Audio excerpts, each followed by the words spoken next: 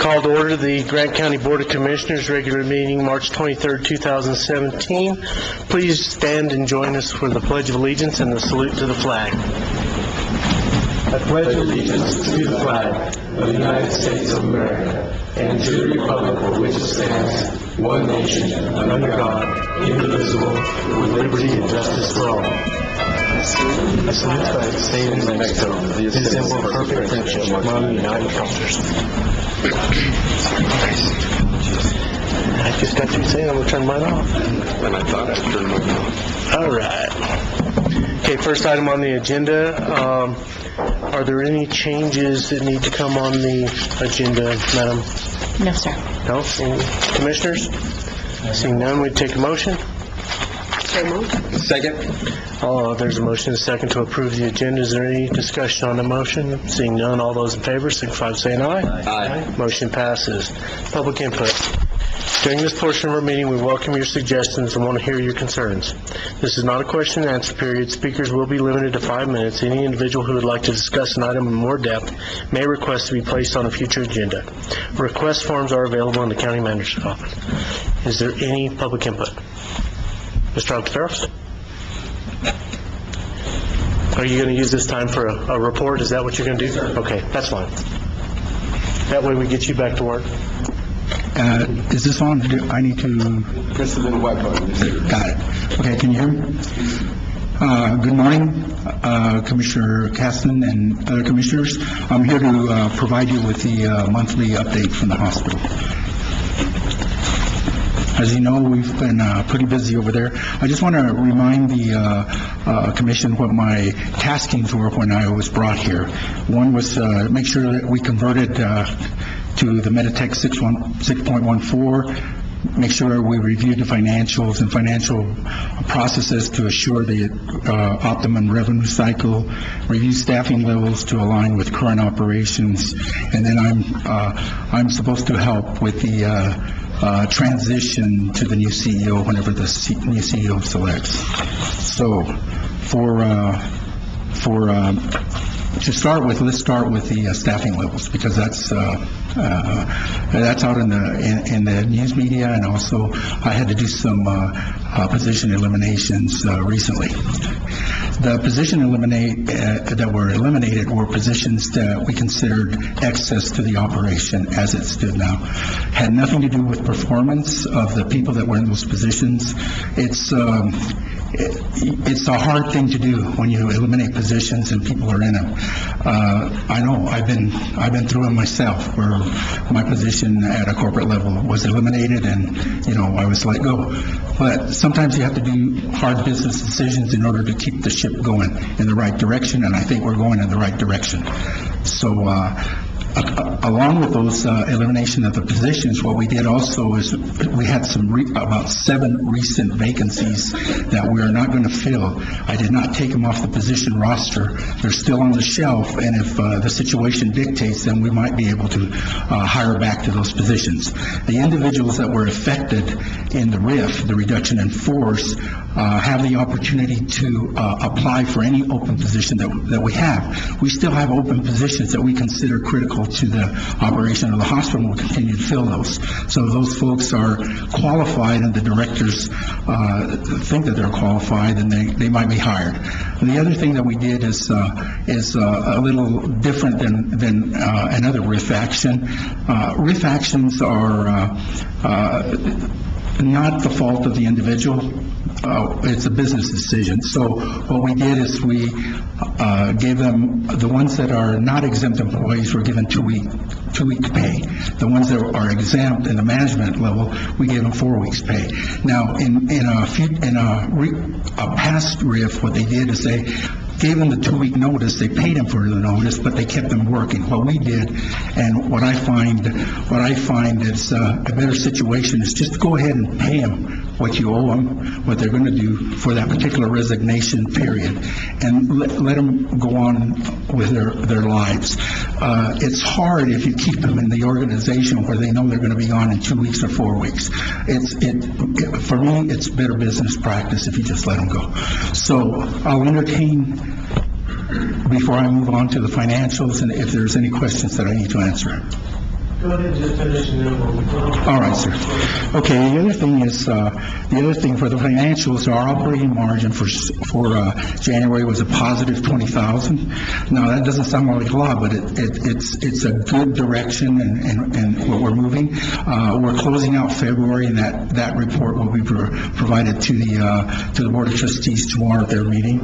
Collections in January were 5.2 million. That's a positive 5.2 million. It's still not going to get us close. We're still like 3.3 million behind for the year.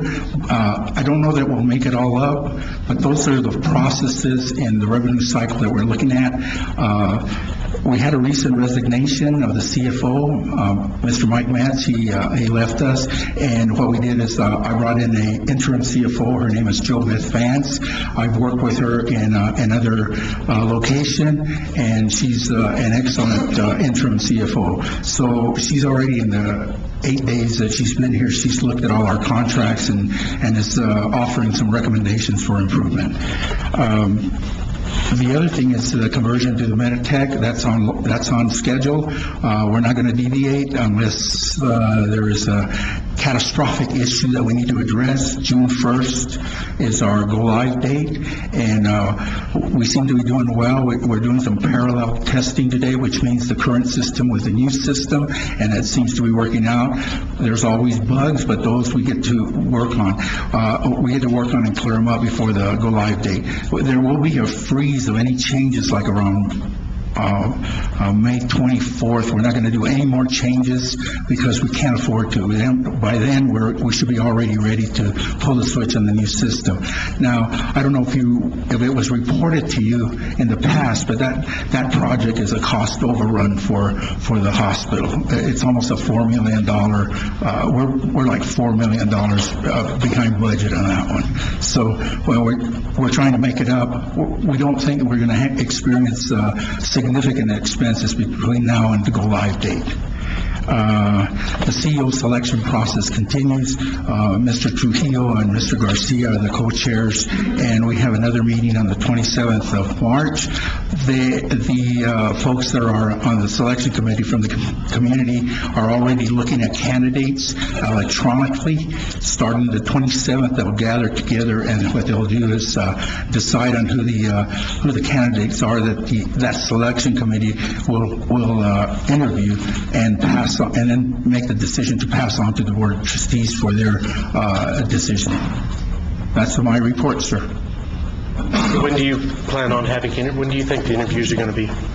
Well, I think más o menos. they're going to have the interviews that week, 27 March. The selection committee. From those interviews, they will report to the Board of Trustees. They'll send them 3 to 5 candidates, I believe, that the Board of Trustees will review, and then they will go for interviews on the final selection. So you're talking about the initial round next week? Yes, sir. Okay. Mr. Ontiveros? Yes, sir. It's always tough, I know, to RIF or have to terminate employees. But what is your policy in your handbook when it comes to RIFs? Is it supposed to be a 30-day payout or 2-week payout? What is the policy? There is no policy on the severance, no. Okay. It's in keeping with practice, though. The practice there has been to provide a notice of 2 weeks for the folks that are not exempt, and a notice of 4 weeks for the ones that are exempt. And I just presented my rationale for letting them, for announcing and letting them go. Also, is there a transfer policy so you don't have to RIF them? Is there any way you could have just transferred some of these over so they don't feel like they've been cut off? Transfer, sir, we need to make up it's the dollars that we're looking at, business decision. Okay. Because you mentioned that there was other positions that were open. There are other positions that are open, and those positions, if they can apply, it's open for them to apply. There's no transfer there. There's an applicant, they have to apply. Like I said, it's always ugly to have to do this, but I definitely respect the professionalism to get this done in a very professional manner, especially in such a small community. I think that's all I have for now. Mr. Ontiveros, what role, if any, have you had in the decision-making process around the CEO search? And how I'm a consultant. I will consult. They'll ask me, if they ask me questions, I'll give them input. So, could you please explain to us why hospital administration was not one of the requirements in the job description? The job description we chose to go with was the one that was in place at the time. So I had no input to that one.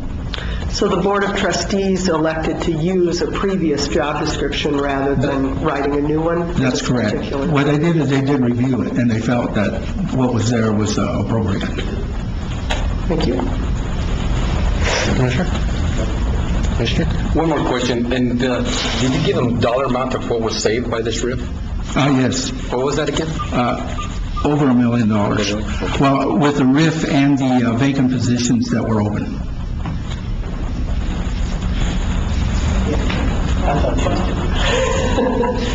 So, in this RIF process, it's my understanding that at least two of the people who were RIFed were people who were responsible for training and education and professional development of current staff. How are current staff who are inexperienced going to get the professional development and the education and training that they need to do their jobs effectively without those staff members? There are 4 positions called clinical coordinator positions that we looked at for possible elimination, and we decided to keep them. Those folks are in between, in that management capacity, but they also pull, sometimes they pull duty at the bedside, and those folks will absorb that education and training for their particular unit. Like, for instance, if we hire someone in the surge unit, clinical coordinator, we have a clinical coordinator in there. So there's 4 of the units that we have a clinical coordinator that will take on those duties. And how do you think that having those folks absorb those additional duties is going to affect the 4-star quality? I don't think there'll be any effect to the 4-star quality. Thank you. Any further questions? Thank you, Mr. Armstrong. Thank you. Have a pleasant rest See you of next the day. month. You bet. Further public input? Yes, sir. Go on.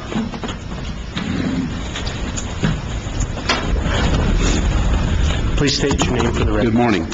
My name is Bob Brown, and I am here I'm representing the owners and the more than 200 residents and an innumerable number of guests at Burro Mountain Homestead. I'm one of the owners, one of about a half a dozen owners. There are 2 others here this morning, Buddy and Sherry Cobb. Many of you know these folks. The Gila National Forest has been working for many years, since 2002, when a rule was passed at the national level regarding use of trails by ATVs. At that time, ATVs, the largest one available, was 50 inches wide.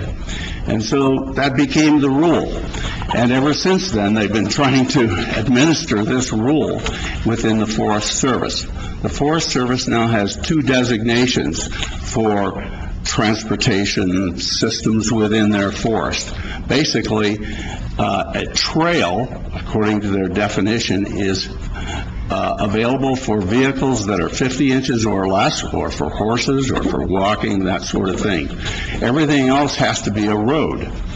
Consequently, there's no definition of any kind of a vehicle between 50 and 74 inches, 74 being roughly the size of a Jeep. They recently, in the Gila Forest, they began implementing this rule January 1st of this year. The rest of this I'm going to kind of read to you, and then I'll fill in some blanks. They recently begun enforcing the rule, and now there are less than 18 existing trails left for us to use in the Burro Mountain section alone. The UTVs, which are from 50 to 65 inches wide, were not in existence, of course, when this rule was adopted. Nothing between 50 and 74 inches is allowed on trails. They can only be on roads, which in many cases are York County roads. Other administrative regions in the U.S. have adapted to the new vehicles by providing special access to these vehicles. Utah is famous for being friendly to off-roaders, and their tourism industry thrives because of it. Gila's decision to close down many of these trails will affect Grant County, and it will certainly affect Burro Mountain Homestead. We are an attraction to people, not just for the ATVs, but that's a major part of it. People come to our park from all over, literally, the world. In the last month, we've had visitors from Michigan, Wisconsin, Washington, Ontario, Canada, France, Florida, Arizona, California, and there's probably a few others I don't even know about. I will want to leave maps, I think, for probably Mr. Billings, because I've talked to him about it, of what the system looked like before the implementation of the trail management system and what it looks like now. They have closed more than 100 trails in the forest near Burro Mountain Homestead, within 15 miles of us. They've closed 100, and there are only 18 trails now open. Those trails will not admit UTVs as well. So any of the UTVs that come to Burro Mountain Homestead have to use the roads. That's it. I took people on a ride yesterday from Michigan and Wisconsin because they were in our park and they wanted to go for a ride, so I took them. I have an ATV. I'm one of the old guys, I don't have all these new side-by-sides that are very comfortable. I had to stay on the roads. I couldn't take them to places where we would normally have them ride. So it's a real problem. And I have to say that about 80% of the units that come to Burro Mountain Homestead now bring UTVs, not ATVs. So it has begun to severely limit where we can use the trail systems. We have personally met with the Gila Forest Supervisor, Forest Ranger, and the Trail Manager of our district. They've been very courteous, open to listening. They even rode the trail for us in December. They came out as a group, and we took them wherever we could take them. But thus far, no changes have been made. It seems that once a rule sometimes goes into effect, it can't be changed. My purpose today is to let you know that these changes will have a negative impact on BMH and Grant County. BMH is a unique park with over 100 years of history, dating back to when Teddy Roosevelt visited the park. In fact, he created the Gila National Forest. Many trails we use date back before cars. They are the old trails that were used for mining. We consider ourselves at BMH to be good stewards of the forest around our park. We clean up, maintain trails when no one, not even the Forest Service, can do that. Without that maintenance, these trails will eventually disappear or become a burden to the forest industry and to Grant County. It will also make it very difficult to get into the area for fire and safety. Got 1 minute? Okay. The decision to close these trails is not a law. It's a regulation which can be changed by local authority. Adam can do it. We have fought this program for years, and our pleas seem to have fallen on deaf ears. I would ask the Board of Supervisors simply to give us your support in asking the Forest Service to take a good hard look at these rules and see if they can make an exception for the UTV vehicles which have been done in other Forest Service regions. Thank you. Okay. I will leave these maps here. You can give them to this lady right here, Okay. or she'll come get them. Thank you very much. Thank you, Robert. Further public input? Seeing none, we'll move on. Minutes. Approve or disapprove the February 16th, 2017, and the February 28th, 2017 special meeting minutes. Mr. Chairman, I'd like to make the motion that we approve the February 2016 and February 2018 special meeting minutes. I'll second that.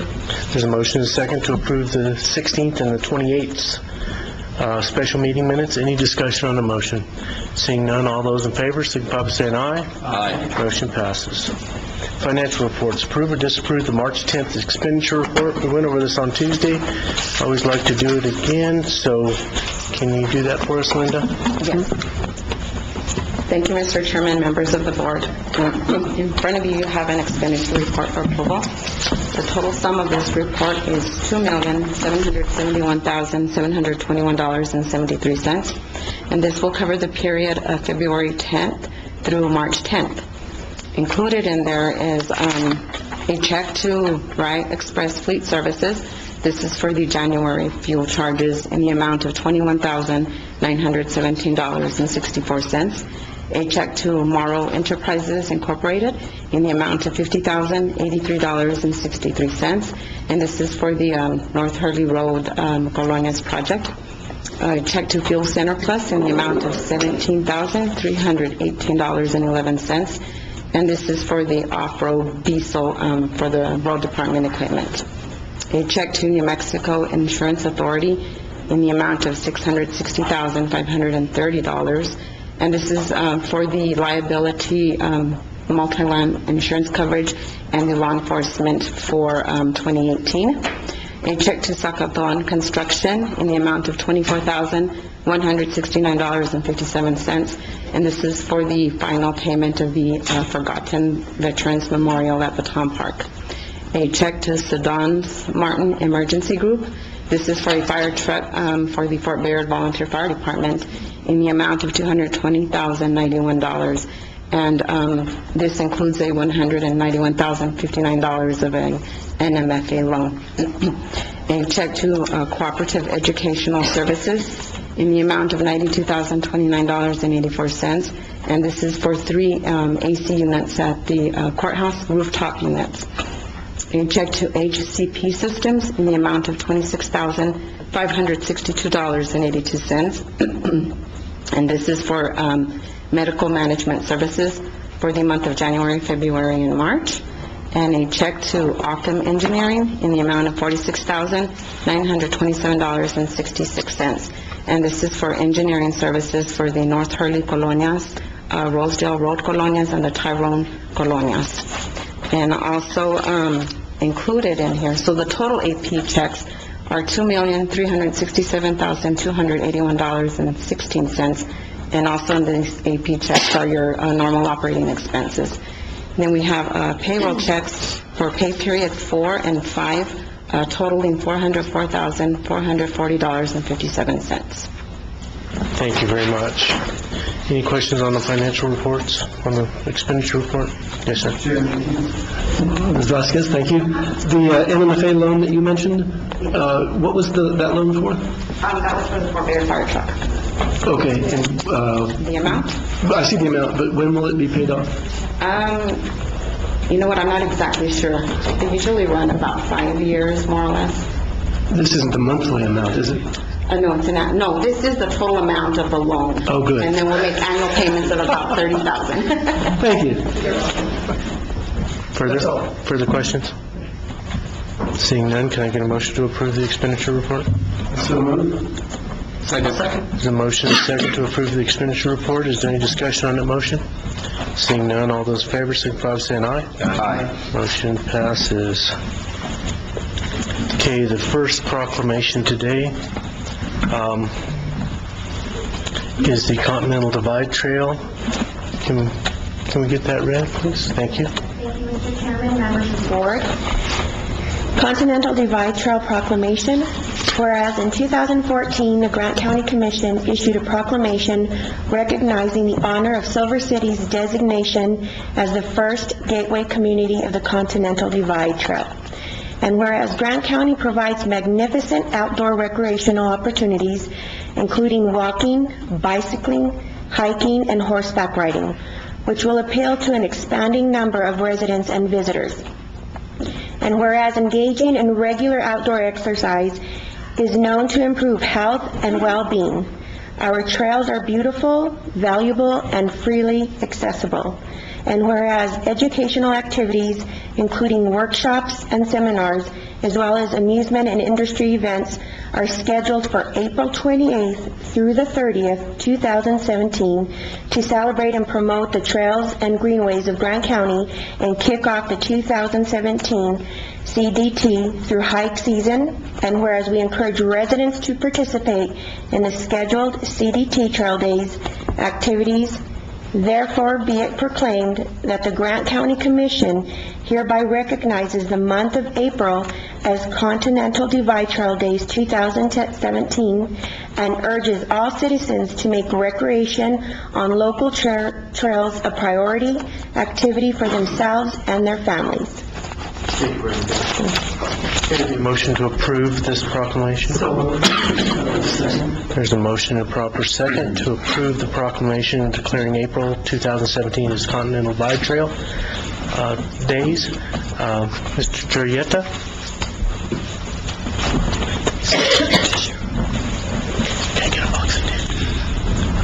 Thank you very much. My name is Raul Torrieta. I'm part of the Grant County Trails group, and this is Janie Gang. She's actually putting everything together with the Continental Divide Coalition, and I would like to acknowledge Michelle Giese. She's also from the Grant County Trails and the Greenways, and we have Nancy Cliff back there, and I guess Gary Stady just stepped out. And would you like to say a few words about the Continental Divide? Thank you very much, and thank you all for being here and for honoring us with this proclamation. My name is Jenny Gang, and last summer I hiked from Mexico to Canada. My journey started here in Silver City when I arrived last spring for the Trail Days Festival. In a way, it ended here too, because now I live in town and work for the Continental Divide Trail Coalition. The Continental Divide Trail runs for 3,100 miles along the spine of the United States, passing through New Mexico, Colorado, Wyoming, Idaho, and Montana. When I decided to hike it from beginning to end, I had never done anything like that before. I had done backpacking trips for 2, 3, maybe 4 days, but never 5 months straight. I didn't know when I arrived in Silver City if I could do it. I just knew that I was going to try. Along the way, I encountered blistering heat, hypothermia, treacherous snow and ice, and terrifying wild animals. I passed through the high desert, through canyons, over mountains, and deep into the heart of small-town America. Yes, I counted social and cultural experiences as part of my hike. They were among the most memorable. And then last fall, on a wet and miserable day, I arrived at the Canadian border in Glacier National Park. Its jagged peaks, high alpine passes, and lush waterfalls are a world away from Silver City, New Mexico. Somehow I had done it, this thing that everyone else in my life had told me, gently, that they didn't think I could do. Every year, hundreds of people come from around the world with that same vision, that same goal, and that same uncertainty. Along the way, people in towns like Silver City assist them in their journey. Silver City was named the CDT's first gateway community in 2014. I remember it as one of the most vibrant and welcoming towns along the trail.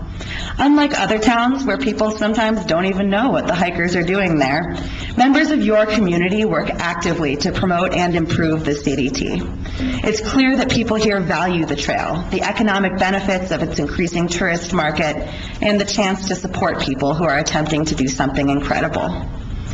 This month of April, we celebrate the 3rd annual Trail Days Festival, the joyous and educational kickoff of the hiking season. Hikers and outdoor enthusiasts will gather from across the country. We'll have everything from live music to activities for kids to 2 days of seminars about hiking the CDT. On Friday night at the Toad, there will be a gear raffle. And be sure to join us on Sunday morning when our very own Raul Torrieta will lead a community hike up Gomez Peak. We look forward to a long and wonderful relationship between the Continental Divide Trail Coalition and the town of Silver City. Please feel free to talk to me with any ideas or comments that you have. Thank you again. Anything else? No, that's it. Okay. Further discussion? Thank you, Mr. Chair. I just have a brief statement, and I know you're the last people in the world who need to hear this. Yesterday, I returned from a family trip to Ireland. We were fortunate enough to spend St. Patrick's Day there. It was wonderful. One of the best things about international travel I've found regularly is gaining a new appreciation for the things you have back home. We spent a long time trying to find a good trail to take in Ireland, and we ended up with what admittedly was a gorgeous hike, lush green grass, coast of Ireland, but it took us 2 hours, and the entire time we could see sheep grazing and houses in the distance, and it was a well-worn trail, even though it was a very, very rainy, windy day. There were a fair number of people out there, and that was the result of quite some looking about for a good trail. What we have here is truly a world wonder, and it's with great pleasure that I'm happy to support this resolution for Continental Divide Trail Days. Thank you for bringing it to us. Further discussion? Seeing none, all those in favor signify by saying aye. Aye. Motion passes. Who wants to take a picture?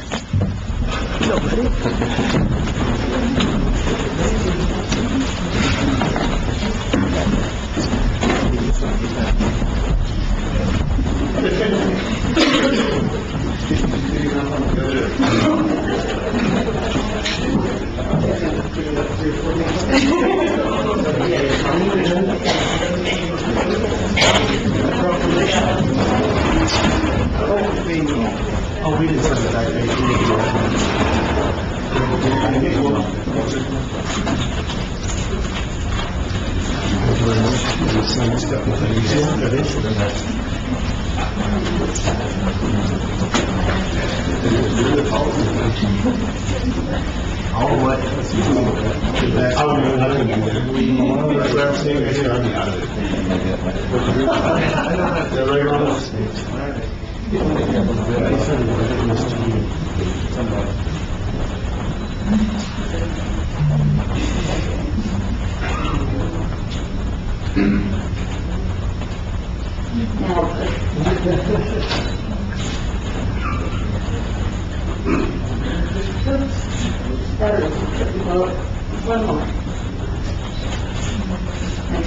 Next one, because we got a lot of proclamations.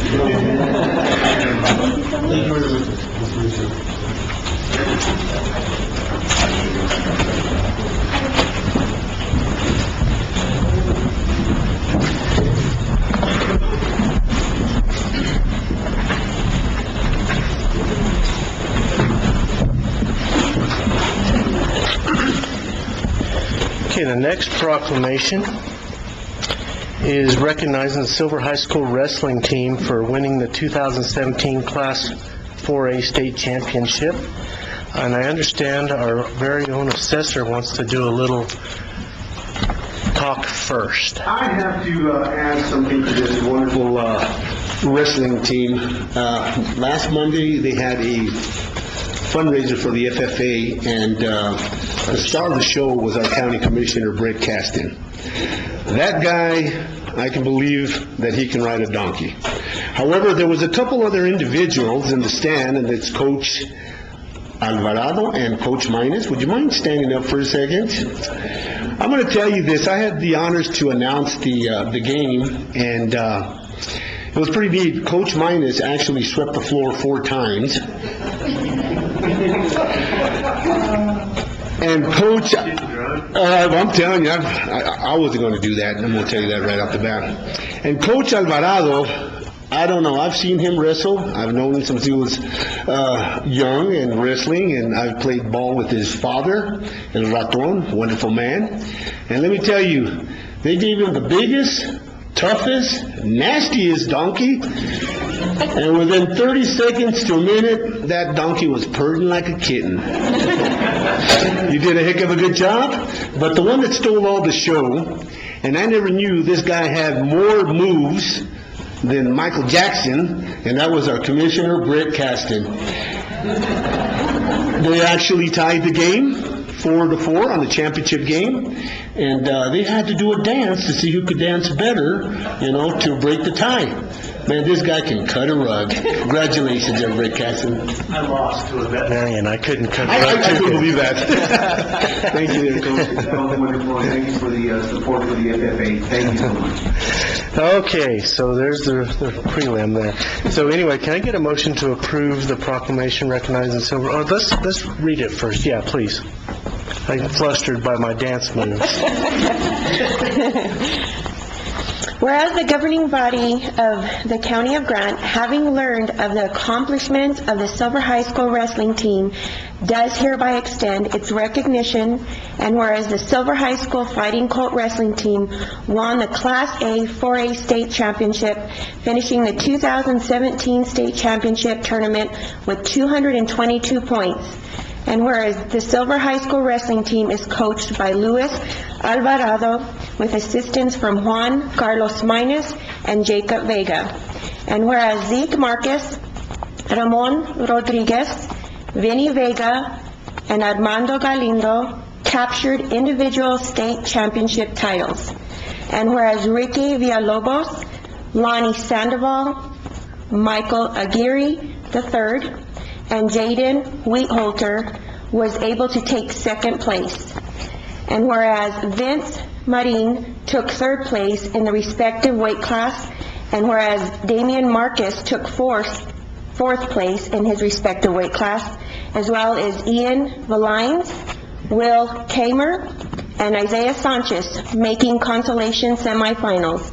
And now therefore, the governing body of the County of Grant extends congratulations and recognition to the Silver High School wrestling team for their outstanding athletic accomplishments and exemplary sportsmanship. Mr. Chairman. Yes. It gives me great pleasure to have been there, first of all, to see the finals on that Saturday, and to see so many Silver High wrestlers wrestling in the finals was amazing. So it gives me great pleasure to approve the proclamation recognizing the Silver High Fighting Wrestling Team for winning the 2017 Class A to 4A State Championship. Congratulations. There's a motion and a second to approve the proclamation recognizing the Silver High School wrestling team for winning the 2017 Class 4A State Championship. Is there any discussion? I'm going to go first. Some of you guys played for me when we were playing Pop Warner, and I'm just so proud of you. Every time I see you guys growing up, it's more and more fun. So you guys just keep it up, keep doing what you're doing. You got great coaches, you got great personnel, you got a great school district. Just keep going. Any further discussion? Yes, I'd just like to tee up on top of that and just say, you all are, I've known a lot of you since you were little kids. I got to see you wrestle as 4- and 5-year-olds, and it's amazing to see how far you all have come, and hopefully utilize this experience to carry you on through the rest of your life. You're going to have a lot of battles through life, and this is where it starts. And education is awesome, and participating in sports is a great thing. So congratulations to you all. Not everyone can say that they're a state champ, so congratulations to you. Anybody else? Coach, you got a few words? Yes, thanks for honoring our success here this morning. I've had the privilege to be able to work with a great group of young men who work very, very hard, and also they represent their families, their community, and school with class on and off the mat. All of this success, of course, cannot be done I've been able to surround myself with a lot of support, one from the parents, from our school administration, and of course from my 2 assistant coaches, Juan Carlos Minus and Jacob Vega. The big part is this year we were able for the first time to put 8 finalists, which we haven't been able to, since I've been coaching here for 15 years, that's been the first time, and then we won 4 of those individual state titles. We placed 10 out of the 13, and obviously if you can do that at the state tournament, you can give yourself a great chance to become successful. It had been 6 years, we'd been chasing the blue trophy for 6 years, but one of the biggest things is it's not about becoming state champions, it's about building champions. And what I mean by that is we want to create young men who are going to be able to become successful as they leave the sport of wrestling, whether they go on into college or, bigger than that, if they go on and continue wrestling in college. But the most important thing is we got to take care of the hard work and the dedication, So again, so they can become champions, but what I mean by champions is being able to become successful when they graduate from high school, so that they can, come back and be successful community members. And once again, thanks for honoring us here this morning. They snuck into their mom's peroxide bottle or something. So, we have a motion and a second on the floor to approve the Silver High School wrestling team for winning the 2017 Class 4A championship. This proclamation, is there any further discussion? Seeing none, all those in favor signify by saying aye. Aye. Motion passes.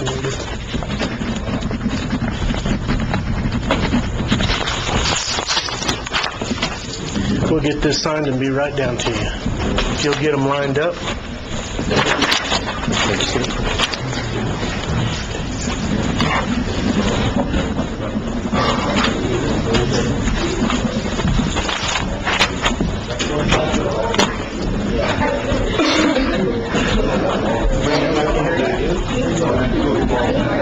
Further back, guys.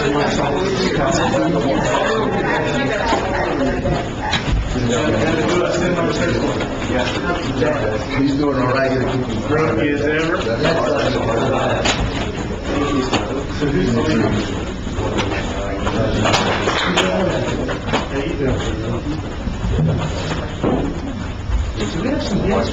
Yeah, right. Are we out of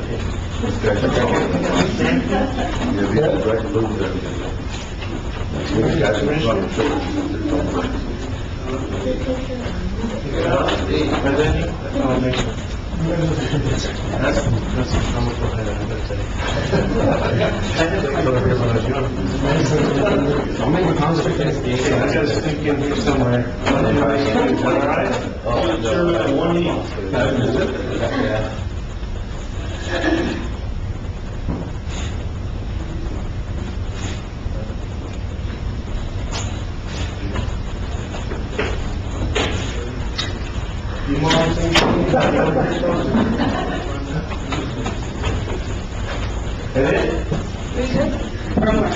One more.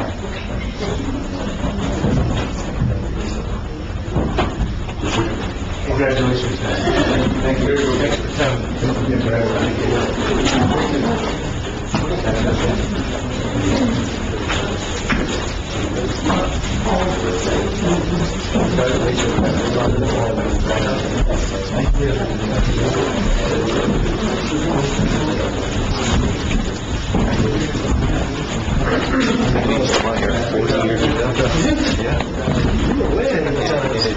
Did we get them all? Oh,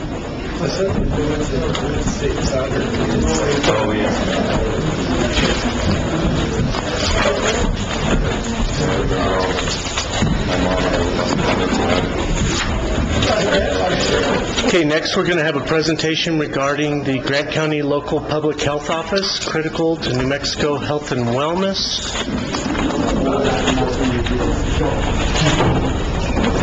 That's you? That is me, sir. Yes, Introduce sir. yourself. Good morning, gentlemen, ladies. My name is Brandy Warhank. I am the public health nutritionist. I'm here today with my colleagues from the Public Health Office, Ms. Margaret Diaz, nurse manager, Susan Garrison, nurse practitioner, Michelle Giese, health promotion specialist, and Marsha Johnson, CMS social worker. We're here to speak to you about the Public Health Office here in Grant County, as well as we service all the three counties, Hidalgo and Catron. So to get started, New Mexico Department of Health mission. Our mission is to promote health and wellness and improve health outcomes and ensure safety net services for the people of New Mexico.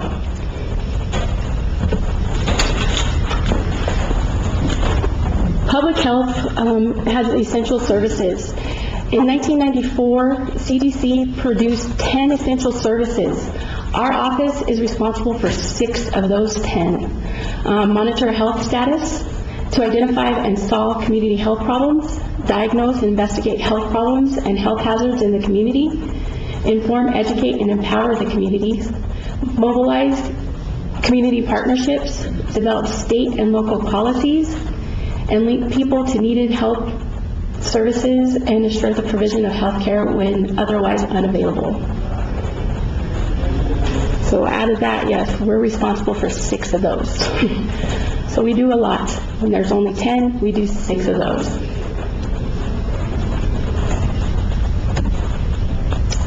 What makes us different is our staff. We're a small office. We only have 9, but we do a lot. Focus on the broad-based population health through community organizing to affect system change. And we are the traveling crew. Out of the entire region, the Southwest region, we travel the most. We cover Grant, Luna, Hidalgo, and Catron counties. And at times, yes, we do have to do Sierra and Socorro. I myself have gone to Socorro, and Susan might have to do Sierra. So we do a lot of traveling. We bring in specialty clinics for children birth to 21 with chronic illness, syndrome, genetic disorders, and other special needs. Are the safety net for those which are still uninsured and unable to access services. Assure TB, STD, and reportable disease surveillance and treatment. We also do the Women, Infants, and Children's Program, WIC, for Grant, Hidalgo, and Catron County. Provide vital records, that is your birth and death certificates. House the needle, drop box, needle exchange, and Narcan programs. Partner and provide office space with other community providers, programs, and initiatives. Right now, we are housing the Community Action Association program, Ms. Martha Munoz. She runs the program out of our office currently. Our first program we're talking about is Children Medical Services. That is Marcia Johnson. Her caseload of about approximately 121 clients from birth to 21, currently receiving services in just Grant County. Again, this program sees children with chronic conditions such as cancer, asthma, cystic fibrosis, and other neurological and genetic disorders.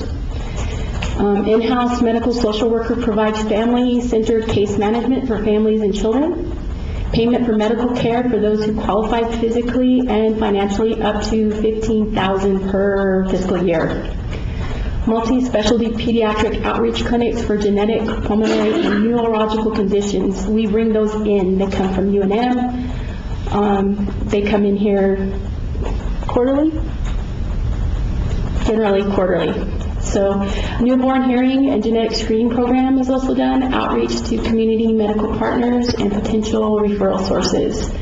Again, she also covers Grant, Hidalgo, and Catron County. And at a time, she was also doing Luna County. Clinical services. Client services are through appointment or walk-in.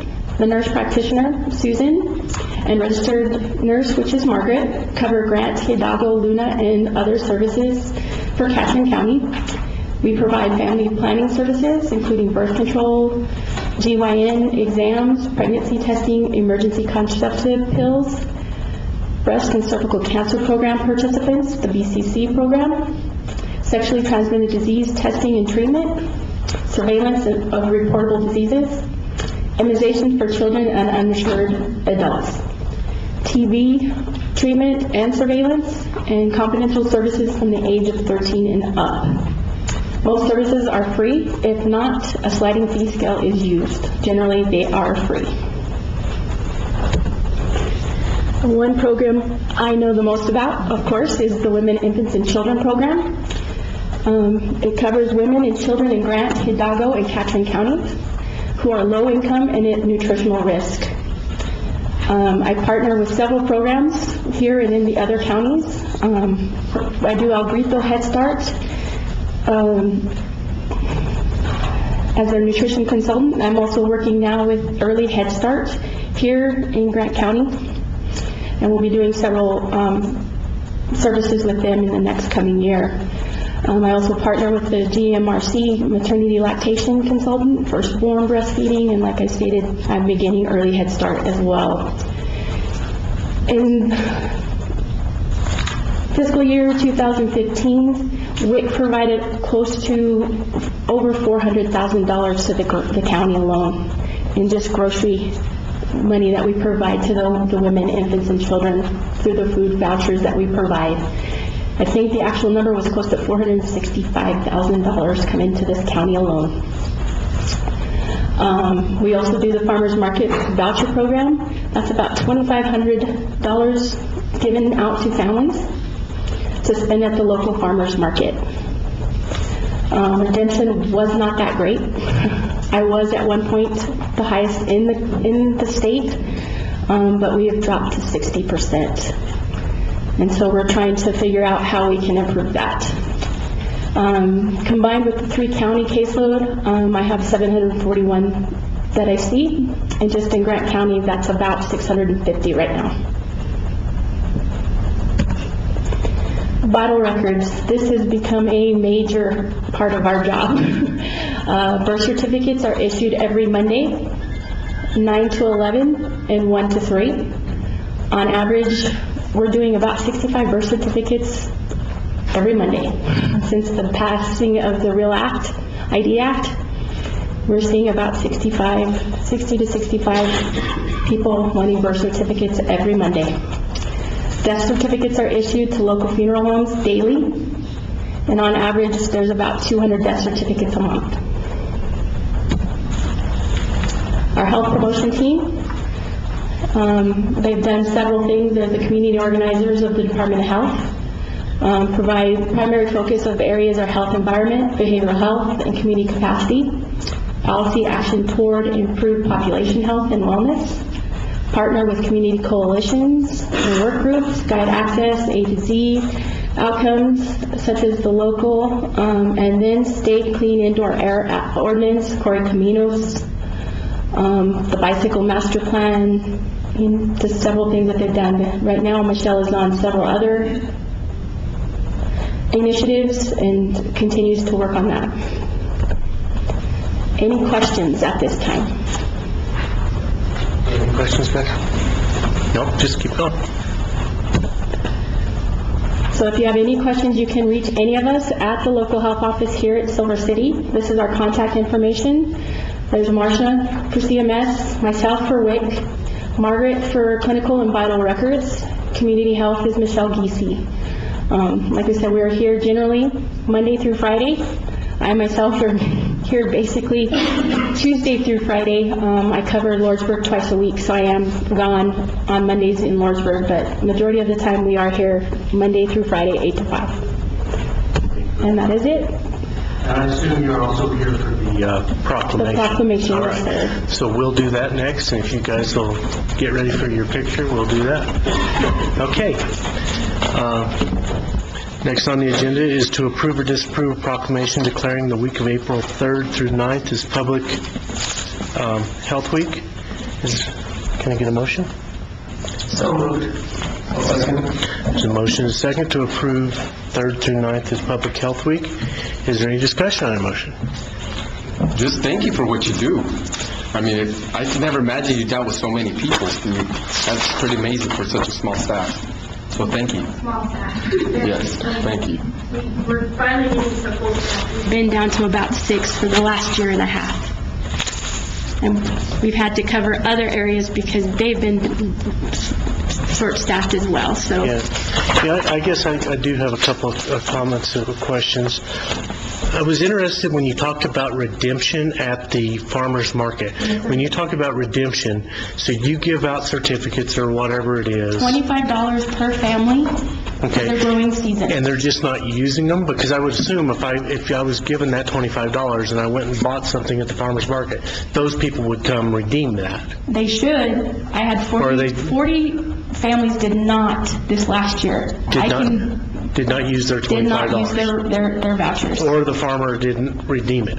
No, the farmers redeem them. That's They what I'm are saying. very good at doing this redemption. It's not the farmer, it is the client. So we're looking to see how we can get them to really do it. The thing that's hard is the early morning, the 8 o'clock. They don't like to come at that 8 o'clock. They go in at 11 o'clock when almost everything is gone. And so getting them to come back. If we can get them at 8, the vouchers get used but we're still having, like I said, I know 40 families did not use those vouchers. So that's free money gone to waste. So that's frustrating on an end, trying to figure out when 2014, I was 90% redemption rate. And so it's gotten, so we're working on doing that. Of course, we've had bad growing seasons, and we've lost a lot in farmers, and we don't have as much as we've had in the past. And so we're working on really trying to figure out how to improve that redemption rate. You're welcome. Further discussion? Yes. So regarding the vouchers, I would just say that there will be a midweek evening market at Ace Hardware Store this year, starting in April. So I think that will help. Yep. But the thing with farmers market, it doesn't begin until July. Well, they'll still be at Ace. That's God's way of saying we're not going to have fruit until July. That's just how it works. So that is the biggest thing, is getting that afternoon. We know from the other markets in the state, the greatest redemption are the afternoon markets. They are the biggest, they're the biggest draw for most families. So I'd just like to say that in my role as the director of the Volunteer Center and as the Healthy Kids, Healthy Communities coordinator for Grant County, I've been working with the folks at the Public Health Department for many years. And they do so much in this community. I think that your presentation was great, Brandy, but I don't think it shined a light on even a portion of what you guys do for this community. It's a snapshot. And, it's a basic snapshot. We are very, very fortunate to have such an amazing group of women in that office, and there are lots and lots of things in this community that would not happen without them. So thank you very much. Thank you. Right. I'd just like to add, we're here to promote wellness and health, and it's trying times right now. We do serve a lot of uninsured or underinsured clients, and we work together closely with a lot of other community agencies. The Gospel Mission, for example. Until recently, we would go in and provide services at Yucca Lodge, and as you know, that is getting moved out as well. We were providing testing and treatment there weekly. So we're looking for other outreach areas that we can help serve those clients in our community as well. A big part of what we do is keep those sharps, the needles, and syringes off the street. We have the drop-off box for anybody that wants to dispose of sharps. They can take them to our office, and we will dispose of them. We will even provide clean needles for dirty needles, and that's a big part of what we do daily that people aren't aware of. That is available for the community in every county. And we do over 8,000 needles a month in that office. We dispose of 11,000. 11,000. 11,000, yeah. People bring in and exchange about 5,000 a month, and then just dropping off anonymously another 6. So we can do about 11,000 disposal of syringes every month. And nobody else does that in this county. In any county, really. Public health is the only one that is doing this. In the community. In the community, in any community, actually. So there's a great amount of stuff that is done, so. So other areas, yeah, to partner with other communities for our services would be beneficial. And as I mentioned, Yucca Lodge is one we're getting rid of, so if anyone would want to contact us, maybe we can go into their facility and help provide services in their office, as we did with Yucca Lodge. Well, the Yucca Lodge fight isn't over yet, as far as I'm concerned. Yeah, it's too bad. So, Beyond our control. Bernadette, before we vote, can I get you to read that proclamation? You got out of order just a little bit there, but that's all right. We're going to get it all done. Yes, sir. Whereas public health works to prevent disease and promote good health within groups of people from small communities to entire countries, and whereas public health systems around the world and in the state of New Mexico are committed to providing the services and expertise necessary to protect and improve public health, and whereas a hallmark of New Mexico's public health system is extensive and effective collaboration among a wide range of public and private sector partners, and whereas the New Mexico Department of Health has created and supported strong public health systems and engaged residents and community partners to create equity and foster a healthier New Mexico. And whereas NMDOH's professionals and staff serve as guides for these systems, helping communities throughout the state to promote and protect the health of residents and visitors. And whereas in April, the nation celebrates National Public Health Week to recognize the important role that health professionals play in sustaining and improving community health to create a brighter future. And whereas the New Mexico Department of Health continues to educate and engage our residents and community partners in order to become the healthiest state in the nation, in keeping with this year's National Public Health Week theme, Healthiest Nation 2030, and whereas New Mexico Department of Health is committed to ensuring the New Mexico families are healthy from the start, and its collaborative efforts with individuals, communities, providers, and policymakers will help the state's next generation be healthier. And now, therefore, the Grant County Board of Commissioners of the State of New Mexico do hereby proclaim the week of April 3rd through the 9th, 2017 as Public Health Week throughout the County of Grant in the State of New Mexico to encourage all residents to engage in activities and take actions that improve the health of our community. So is there any further discussion before we vote? Seeing none, all those in favor, signify by saying aye. Aye. Motion passes. May I just invite you all to come that week to the office so you can visit and see what we do. Okay, come up here. Somebody have a proclamation?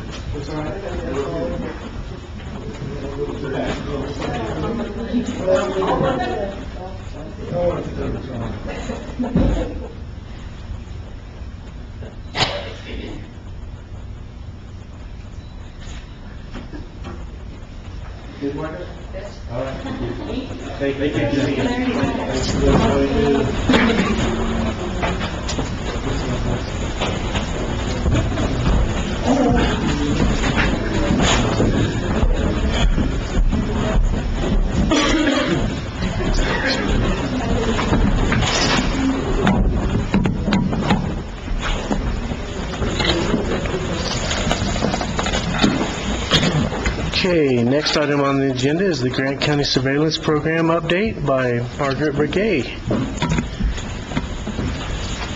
Always nice to see you, Margaret.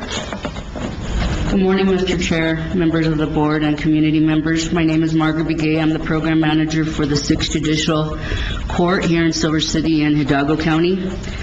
I'd like to thank you for the opportunity to present on our surveillance program. This is a comprehensive surveillance program.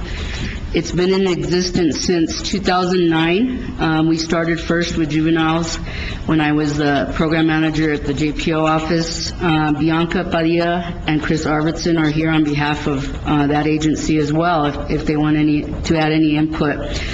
Luis Alvarado and Eric Morales are my main surveillance officers for juveniles, and Luis had to leave and Eric was unavailable to be here.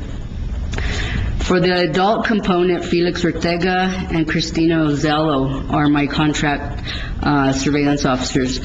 In partnership with the courts, juvenile probation, the town of Silver City, and the county of Grant, as well as local law enforcement agencies, we've built this comprehensive surveillance program to ensure that compliance and surveillance are conducted in this community. Now, we've even had clients in Hanover, Gila, Cliff, and in those areas. To date, we've had 31 adult offenders, and you received your documentation last week, but since July 2016, and we go from July fiscal year till June of this next current year, 17, we've had 31 referrals. Predominantly, those referrals are from magistrate court in Bayard, and of course here in Silver City. We do get referrals from district court, but like I said, most of them are from magistrate court. We currently have 10 adult on the surveillance program currently, but we've had 31 to date since July 1st of this year. In terms of the juvenile surveillance, total year-to-date from fiscal 2016 to current, we've had 1,910 visuals. Attempted visuals were 455. Total contacts were 2,365. And violations were 240. This is direct data from the JPO office. So we get the reports from Chris Robertson monthly. We do meet, my office is responsible for ensuring that the reports go out to the surveillance officers. We meet every Wednesday for our surveillance staffing, and then for the adults, we meet every Thursday. The County of Grant does support the funding in addition to the town of Silver City. I'm primarily responsible for ensuring that the funds are spent. Are there any questions? No. I know that your program saves our detention center an immense amount of money, so we're always for that. Mike's back there. I don't know if Bianca wants to add a few things. Sure.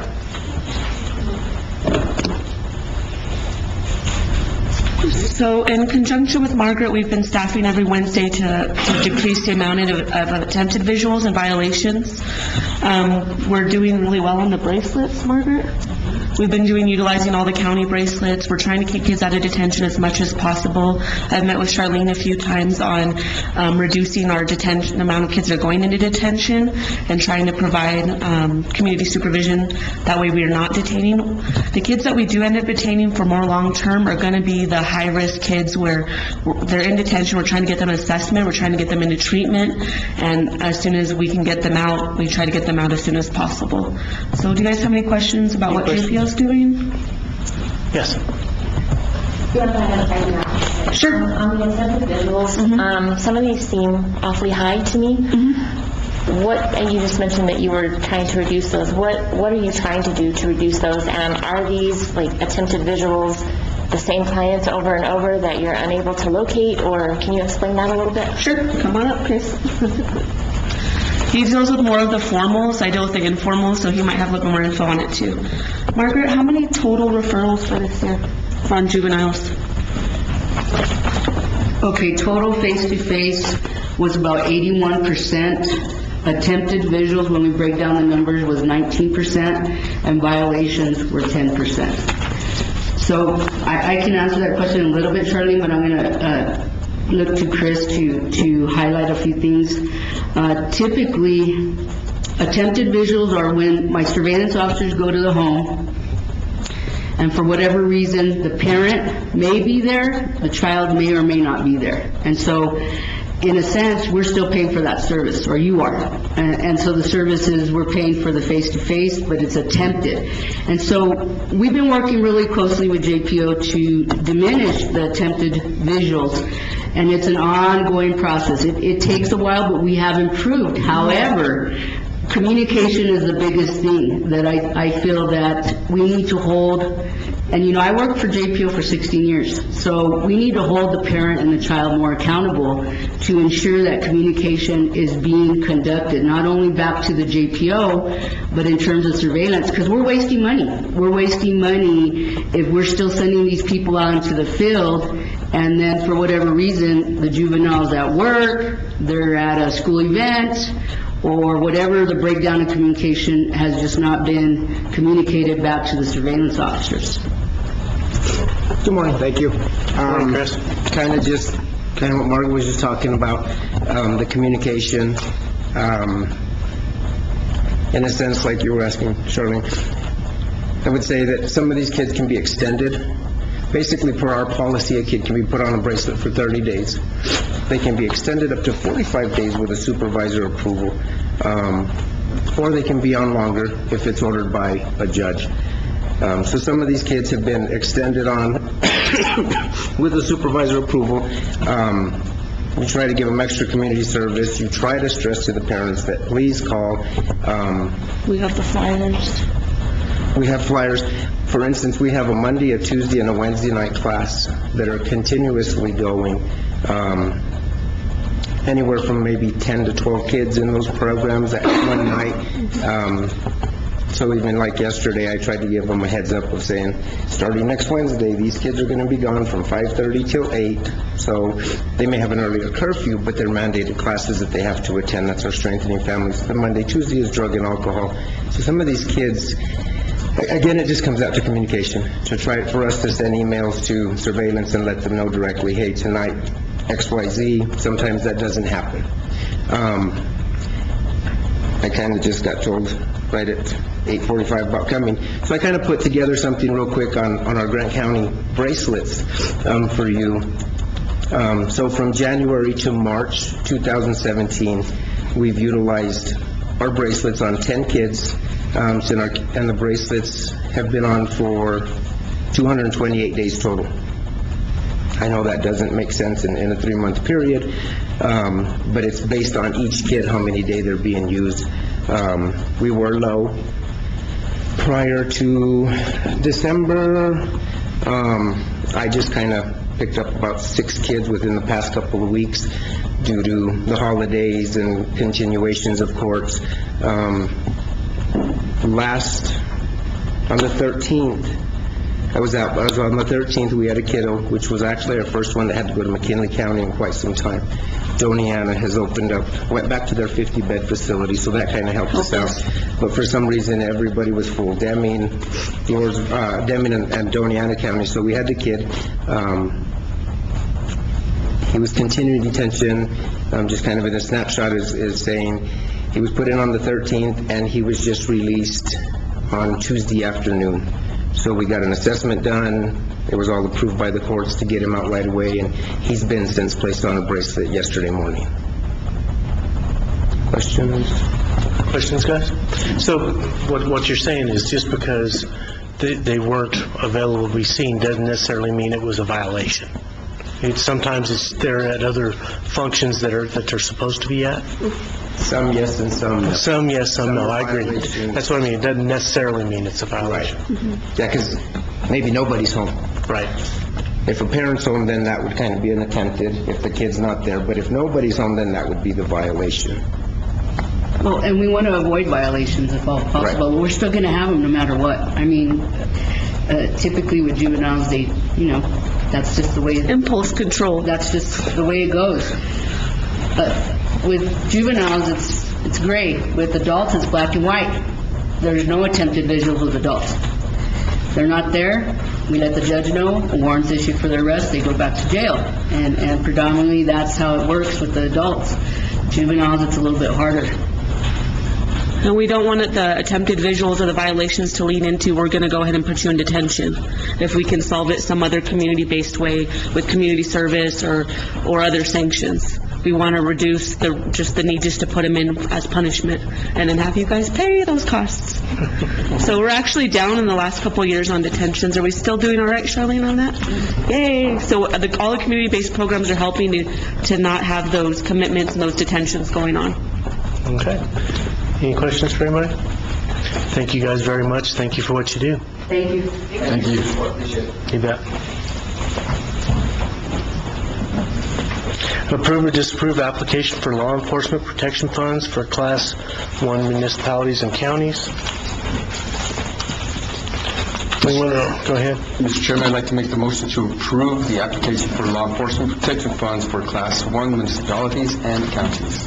I'll second it. There's a motion and a second to approve the law enforcement protection funds for Class 1 municipalities and counties. Any discussion on that motion? Seeing none, all those in favor signify by saying aye. Aye. Motion passes.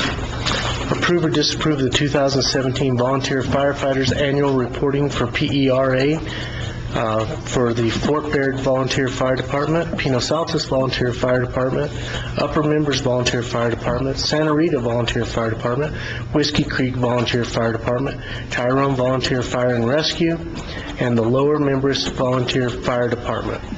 So moved.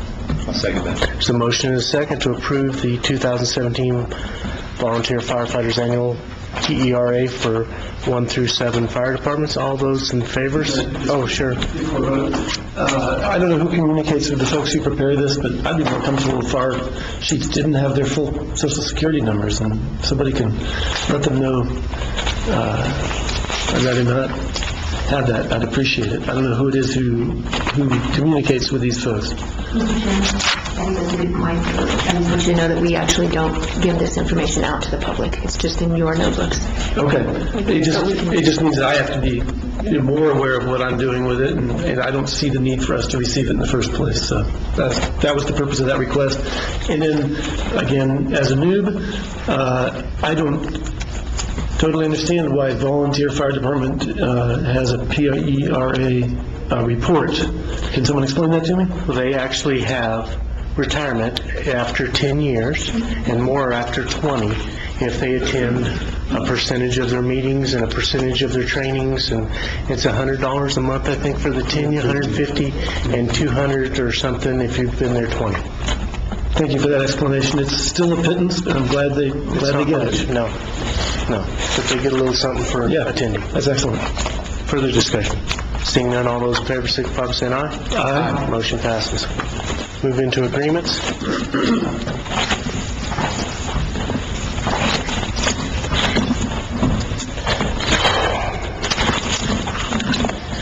Approve or disapprove agreement A-1706. This is a vehicle use agreement with Hidalgo Medical Services for operations and senior programs. We went over this on Tuesday, but what it is it's the lease agreements with all the vehicles the county owns to HMS when they take over the senior services.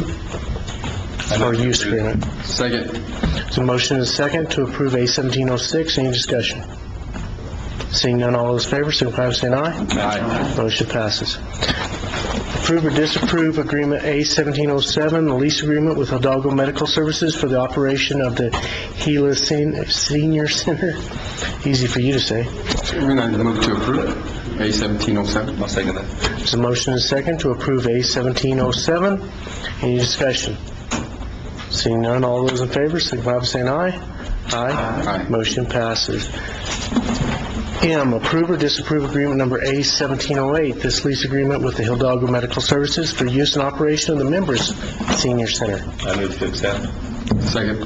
There's a motion and a second to approve A-1708. Any discussion on that motion? Seeing none, all those in favor signify by saying aye. Aye. Motion passes.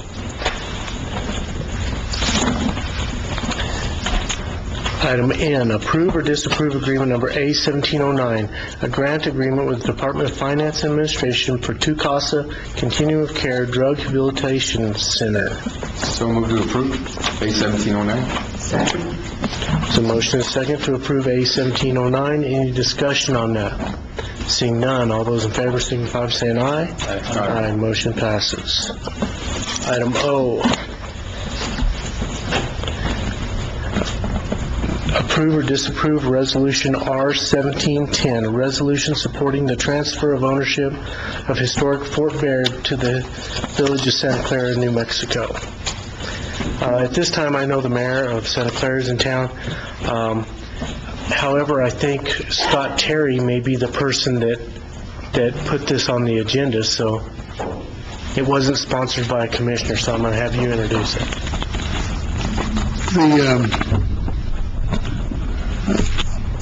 There's a couple things in life that we can always count on, death and taxes. I think probably there's a third thing, and that is the state of New Mexico is using those tax dollars to preserve Fort Baird. They've proven that pretty well.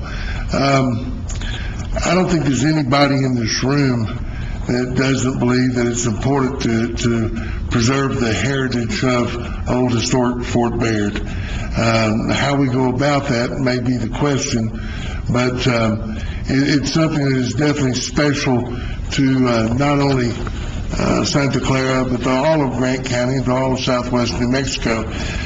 We have a lot of people who come here and visit because of the history of this area, and Fort Bayard plays such a crucial role in that. Of course, we've gone to the states time and time again to ask the state to do things at Fort Bayard, and they even admit the fact that they really don't spend any money out there. They don't do much of anything to preserve the buildings, and quite frankly, as you well know, they just have no money. That department has, I think, over 700 different properties around the state, and there's just no way that they can do what they need to do to preserve all the different properties that the state owns. So Fort Bayard's kind of been put on a back burner, I guess you might say, as the stepchild of that group, because they're not doing much. Right now, we've really seen Santa Clara, the village of Santa Clara, step up with a vision of things to do there.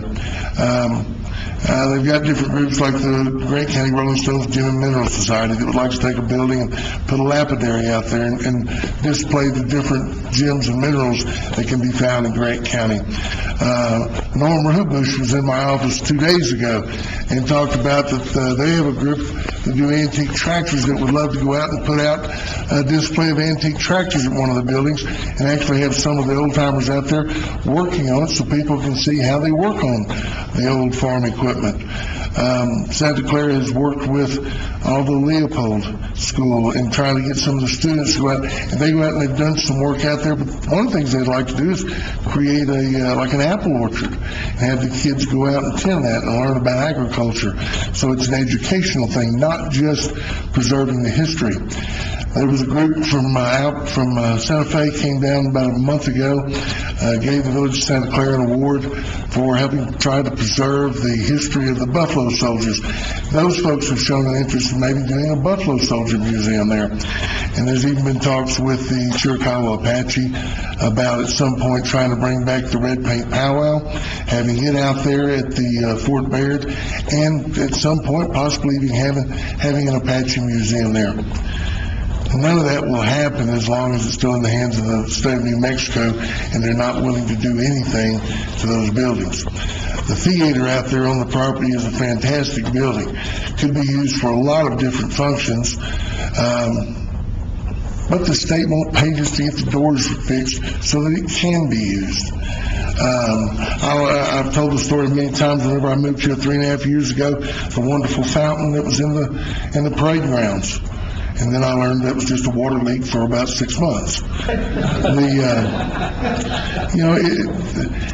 How we get something to happen there, like I say, is still a very much a question. But right now, there's only one group of folks that really have any kind of a vision and put together any kind of development plan, and that is the village of Santa Clara.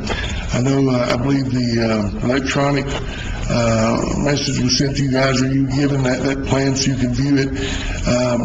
It all was determined in phase 1, and that is bringing some of those outside entities onto the property to create income that can be used for Fort Bayard, as well as a little bit of that to be used to offset the expenses of Santa Clara. Right now, they've got 2 different groups coming in this spring and this summer. They've got YCC is one group, and AmeriCorps, 27 different young adults will be coming in to try to help mothball some of those beautiful officers' houses and some of the officers' buildings there. The total cost is going to run about $18,073. None of that will be taken care of by the state of New Mexico. Santa Clara will pick up about half of that. There's still close to, I think, about $9,425 that we're going to have to try to raise. And they're talking about taking plywood and putting over the windows, but so that it doesn't look like a boarded up like some communities, they'll board it up downtown. They'll actually go ahead and like they did for Waterworks plant, paint those boards so that it looks like windows, so it doesn't just look terrible, and people will still enjoy going out and visiting Fort Bayard, whether it's for a hike or to go to the museum or just the serenity of it. We're asking you, just as we've asked the town of Silver City, the town of the city of Bayard, Hurley, all of those have gone ahead and voted in support of this resolution. We're asking you to do the same. I know there's talk about possibly some amendments to the resolution or maybe changing some of the wording. I will tell you, at the last hearing we were at in Santa Fe, every senator on that committee talked about the fact that they were well aware of what's going on at Fort Bayard. They weren't happy about it. The cabinet secretary had to be feeling pretty bad because he heard a lot of negative about his department. But again, his hands are tied. He has no money. So I feel bad for him. But in the same token, what do we do to move forward to do something with Fort Bayard? They went ahead and passed it to the next committee. It was forwarded without recommendation, but it was forwarded, which meant they were actually accepted the idea of wanting to do something. Again, they just weren't sure. I know one of the comments that was made was trying to do some kind of a joint powers agreement or something with Grant County and with other entities here. And that may be something that could happen. The main thing is we've got to do something to salvage Fort Bayard. I'm not here really talking on behalf of just Santa Clara. I'm speaking on behalf of all of Grant County and southwestern New Mexico. As I stated earlier, I've only been here 3.5 years. God, I love the area. That's a beautiful place out there. What a wonderful facility. And it's, quite honestly, it's embarrassing the shape it's in. With that, I know the mayor was able to come this morning, so if you have any questions for him, I do know that some of the things that we've discussed is if something can happen out there, how would it be basically governed? And I believe one of the things that the village of Santa Clara wants to do is basically create a trust or a board of people who are stakeholders in this area, and they would be the ones who would advise and govern that facility and how it would be utilized. They want to see it. I really believe Santa Clara wants to see something happen because it can be an economic driver for not only their town, but also Grant County. If we could do some of the things I discussed earlier at Fort Bayard, it could become a destination for tourism.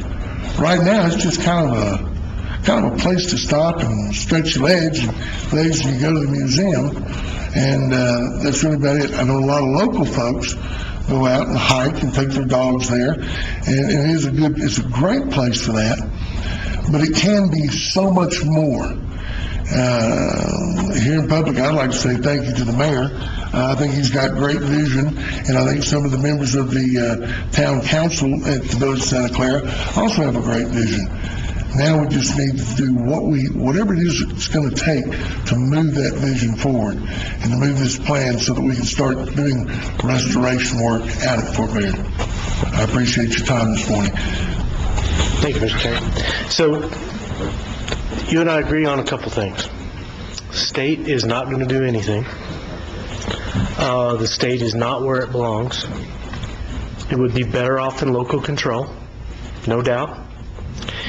Now, you mentioned, and I'm going to make sure that I got this right, that the town of Silver City, the city of Bayard, and the town of Hurley all voted to affirm this resolution. Yes, they did. Okay. The difference between them and us is we have constituents in Santa Clara.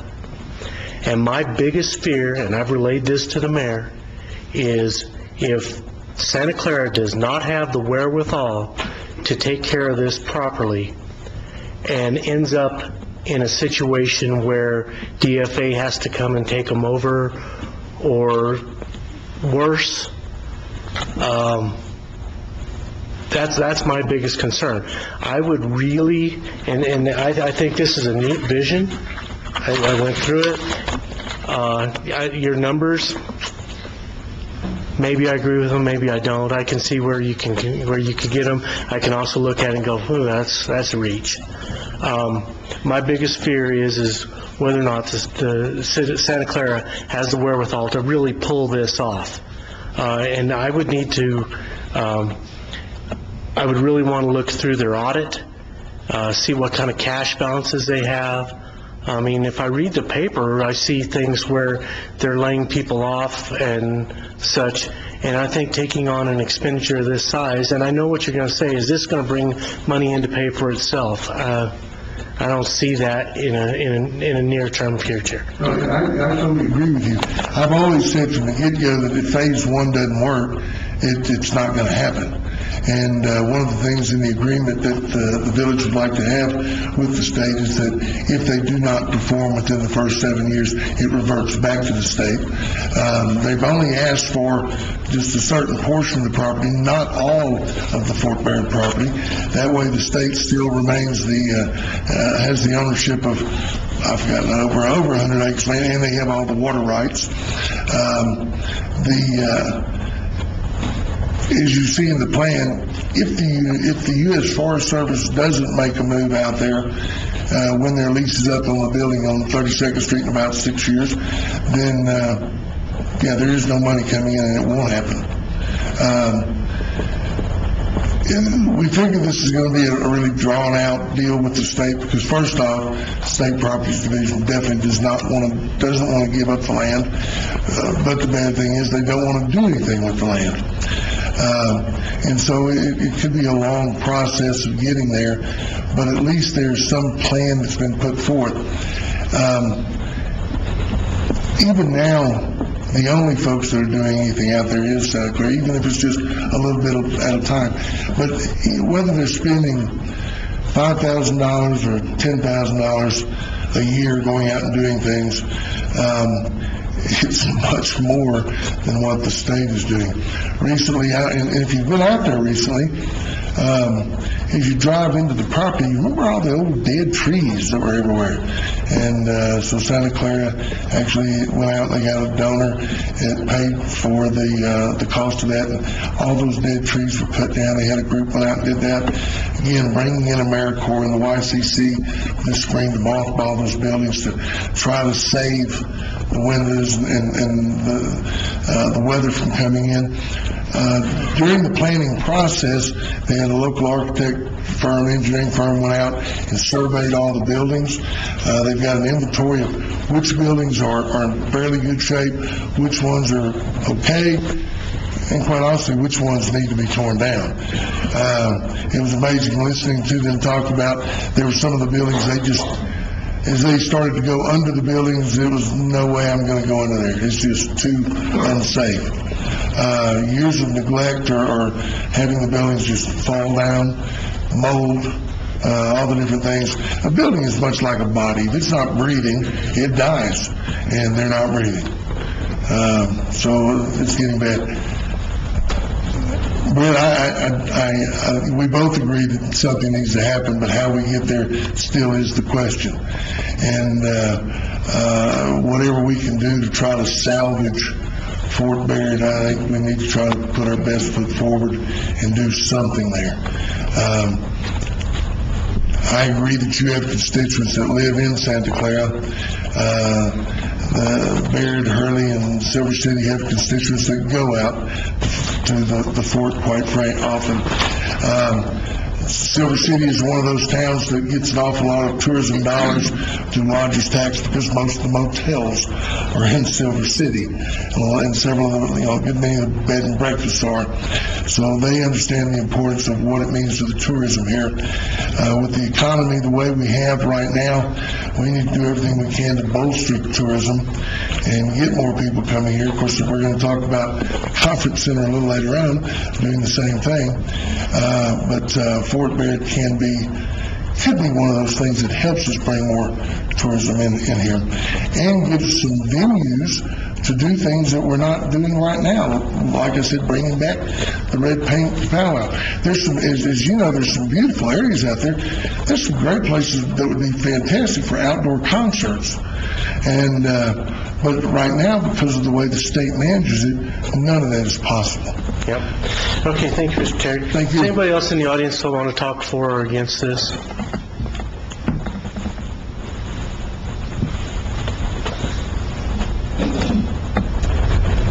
Thank you. Good morning, Mayor. Good morning. Thank you for giving us an opportunity. What we're really asking for is your support. Obviously, we would like to try to show up in the legislature a unified effort here from Grant County. We believe that developing Fort Bayard is not only a benefit to the village of Santa Clara, but also a benefit for the entire county. And what we're trying to show is that we have unified support throughout the county. We got the CD supporting us. We have numerous individuals who have sent letters of support, a number of different agencies, organizations have supported the concept. Now, I know that I've heard it several times that there's concerns about the size of the project and the size of the village, if we're capable of doing that. Obviously, we're not in a position to write a blank check and fix whatever has to be done. We're looking at something that's going to happen within the next, just walk up and fix it and get it done right now. That's not the situation we're in. What we're looking at is starting off with a project and progressing forward. Our anchor tenant is probably not going to be in a position to be able to, or not be able to negotiate with us on getting in there until 5 or 6 years down the road. So we're looking at trying to start off small, take a small project and develop it small, in small steps, and as we do that, it becomes more viable property, more opportunities come up for resources that may help it pay for itself, and it can be self-sustainable very early into the project. And, between the ability that we have to manage these things, that the resources that are out there already, and with the ownership of the property, allows us to apply for grants and financial things that are not obtainable now to even the state. Because we're a municipality, we have opportunities that even the state can't apply for. So there's a number of financial opportunities, but the key is be able to have ownership of the property so we can implement this plan. And so that's why we're asking for your support. Thank you. Sorry about my sneezing there. No problem. I got the same thing. My throat's like, allergies are just driving me crazy. Anybody else from the audience? Yes, ma'am. I appreciate your consideration. You bet. I'm sorry. As the village clerk and the chief finance officer of the village, that's one of the reasons why we want to create this board of trust, to ensure to your constituents that the village is not spending money that should be spent on the village at Fort Bayard. A lot of the grants that we can apply for are for historic renovation, and can't be used in the village of Santa Clara itself. There's historic CDGB, there's economic development grants, which we can't apply for the village, but we can apply for them for Fort Bayard. Also, with the nonprofits that we'll be working with, they have grant opportunities that the village doesn't have. So in a combination of all of that, that's how this would work. Now, also, the plan is on the buildings, what we would like to do is lease them for repair. So basically, we're trying to get, it's another YCC, it's more of a national YCC group, and they have offered at a discount to come in and do the historical renovations for the leasee.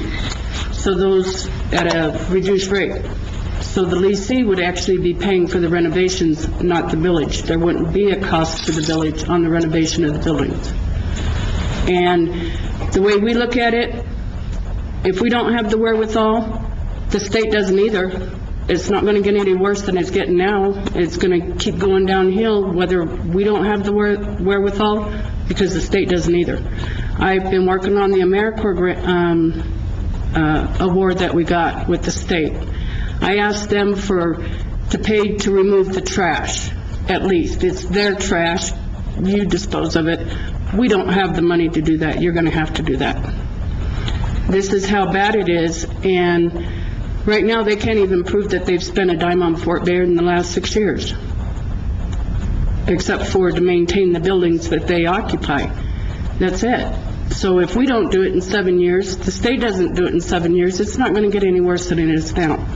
I mean, it'll get worse, but nobody's going to put money into it.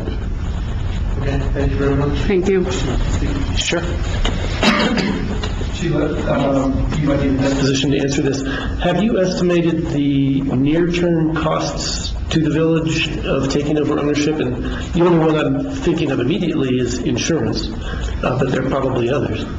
Well, the insurance would basically be liability insurance, not replacement insurance. That's correct. That's what I'm thinking of. And when we took over the Armory, it wasn't a high increase on the Armory, which is a very large, viable building, where those other ones are not. And we would require the state to pay the insurance on the buildings they occupy, along with the historical preservation pay insurance on the building they occupy. As these leases go on, they will pay their own insurance. So it's just the initial insurance, which would be covered under the general liability. And have you estimated that cost? No, I haven't looked into it because I can't get a quote on it because we don't own the property.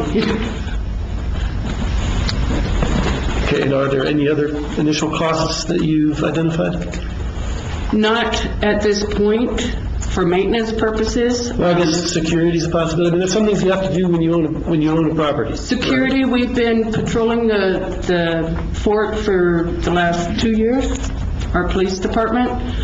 We don't have any enforcement capabilities, so we're just basically watching it, and then we call the sheriff's department if anything happens, because I guess you guys have an agreement with the state on that. The county does.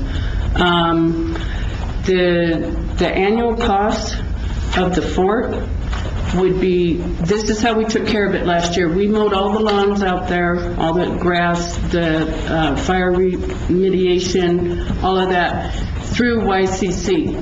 So it didn't cost the village a dime. All the fuel and equipment costs were donated from around the community. And that's kind of how we plan on maintaining it till we start getting grants and things coming in. The village does have a savings account, which could be used towards that, but our main goal is to start a donation campaign, basically save Fort Bayard, and start running it off of that campaign. Okay, thanks. Thank you. Mr. Chairman? Okay, any other commissioners? Yes, sir. I definitely appreciate your enthusiasm. I mean, I was up in Santa Fe when you all were lobbying, and you all worked very hard. I just wish our budget was as big as our enthusiasm. And I too want to look at Santa Clara's books and see what your forecast is for the future. I did sit in on the meeting with Secretary Burkle and Jeff Pappas, the Director of Historic Preservation.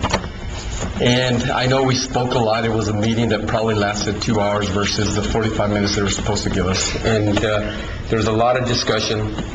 I do know that they do support a regional coalition, and they did express that.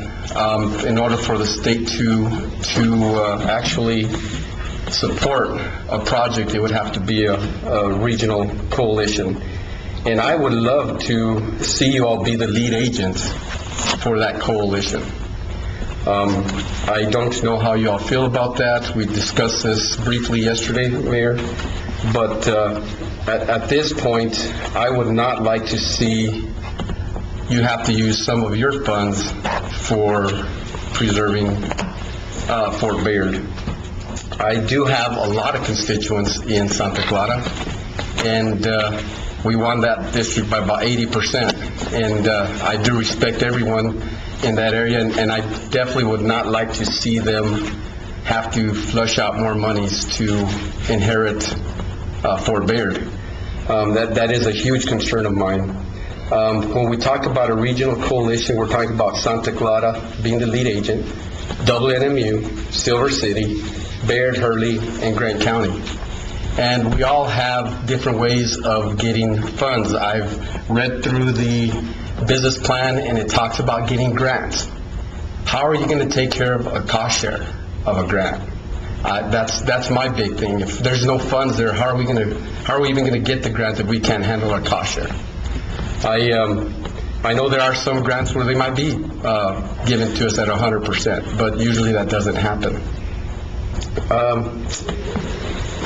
I do know that Secretary Burkle and Director Jeff Papas have really expressed to us that we really need to do something, and I know they're in favor of doing something, but they did push us to try and start a coalition.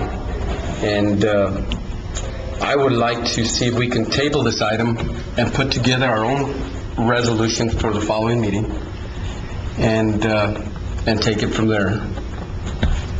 Possible. Further, commissioners? Intrigued by your suggestion. If we put together a coalition, would in the end the state transfer ownership to the coalition? And that's what we're hoping. And what we did discuss is getting together, and being that it's a regional project, we qualify for a lot more funds. WNMU would qualify for different types of funds that we can. We would qualify for different types of funds than the municipalities can. So hopefully we can create a bigger budget to do something with Fort Bayard. But there would be some entity created through JPA or something that could actually receive property. Well, is the vision. What I would like to see is that exactly that happen, and once things are self-sustaining, being that Santa Clara is right there, that they can go ahead and take it and pull it into their okay, so it would still end up being the village that would receive that. That would be my vision. Thank you. You're talking about Santa Clara having the opportunity to annex the property at some point? And I think that would be very smart. Anytime there's any construction out there, it'd be nice for them to annex Fort Bayard and receive the gross receipts from those projects. As opposed to us. So, how would that work? Small share. Anybody else? Commissioner? Yeah, I have. It's all possible, JPA. And so we could do a JPA to receive the property, and then at some point, Santa Clara would be able to annex it in some point in the future. Of course, it depends on, the current ownership now and what they are willing to do, the state. But yes, those are all possibilities. So we could. I don't know the put that details in of how the we would do it, JPA agreement or whatever, that would eventually be an eventuality. I don't see why not. Okay. Yeah. So one concern too that I have, and I guess I would preface my comments by saying that I'm really, really amazed at the plan that you guys have come up with and the amount of work that you've done on it. They just announced 3 days ago that the proposed budget from the White House is going to cut CDBG, EDA, all those potential funding sources. And so I think that makes me even more interested in the idea of some kind of JPA between all of the entities so that we could spread out the possible pain. I don't want to look at it that way first, because I also recognize that each of the entities that Commissioner Ramos is proposing would be in that JPA would have different resources. And I think, partnering and expanding our opportunities for resources is going to be the key to how we're going to survive in the future. So I would really I'm interested in the idea of a JPA with Santa Clara being able to annex the property in the future. Anybody else on the commission? I'm curious if we could find their reaction to the proposal.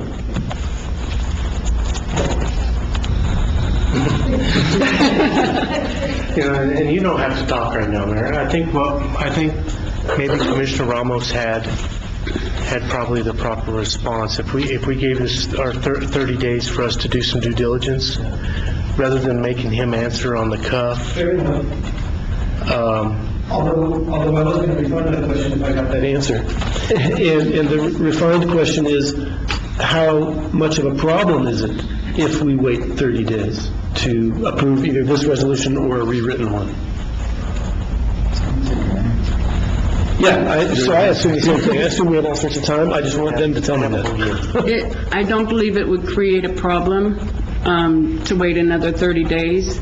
I would like to, I believe, I'm kind of speaking for the mayor here, that we need to sit down and talk about the coalition, if that's what it, or JPA, or how it's going to work, and how, because the village's concern is, and we're like you guys, we're looking out for the future of our children, of Santa Clara. Santa Clara goes up and down with Fort Bayard. That's the only thing it has to count on for its survival. And if we get consumed by Silver or the county, we lose our survival rights. And that's our concern.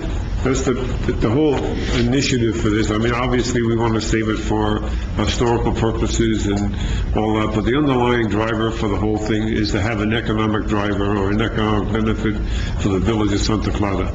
And our main concern is the fact that we go into a coalition, it won't just be a piece of a coalition, and like you had just mentioned, someday maybe transfer the property to the village, and I'm afraid that our footprint in this is going to be very small, and the benefit to the village is going to be very small. And I would not be opposed to a coalition. I would not be opposed to, all working together to try to achieve things like that. But I just don't want the village to have such a small presence in that coalition that it's not going to be much of a benefit to us. And if I might say, the one thing that I don't want to see is sort of jurisdictional dithering preventing anything from happening. And I don't think that any of us want to see that. But that is a significant concern given the history of government. I've been alive longer than you. So as long as we are saying we really can act in 30 days, then I'm comfortable with your proposal. But I would be disappointed if it went longer than that, because I think we'd be undermining some amazing vision. I went to what you presented at the Armory. I was extremely impressed. We don't often see that kind of vision out of small towns. Well, I truly believe, and I see where you're coming from, but I truly believe that the only way this could take place if there's a session in Santa that can pass a bill to get this done. So I believe we have a whole year left to try and figure something out. Unfortunately, we can't. They will not be able to do anything before then. So we're not in a big hurry. I think we need to think this through, get your coalition together, maybe schedule some kind of meeting, and you being the lead agent, go ahead and get it going, and we'll start talking about it and see what we can do. And through that business plan, if you guys understand how architects and engineers work, they're going to go top dollar amount, so those total dollars in there, you're looking at, $150 a square foot, which is very high for these buildings. If you've been inside them, and I believe Commissioner Caston has, they're really not in that bad a shape on the inside.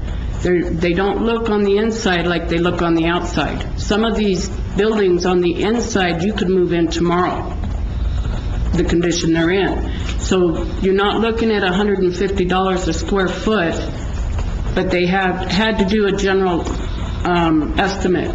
So they just took all the square footage and did $150 a square foot. And that's where those numbers come up, and they seem so huge, but that's not the real cost. You're going to have to go building by building to get that real cost, which they were not allowed to do when they made those estimates. So, go ahead. You and I have different opinions on engineers and architects. I generally think they're low, and we end up having to put them up with more money. But that being said, Mayor, a second ago, you made mention of being concerned about the village not being able to take full access of whatever monies the fort made. But I understood to begin with that anything that the fort made would go back into the fort. You didn't plan on supplementing your general fund from anything that was made at the fort. So if in the the letter or JPA, if it stated that all the monies generated from within the fort went back into the fort, you're not losing any funds. Correct. I mean, that would have to be one of the parameters in my mind, is anything that's made there can't go to any other member.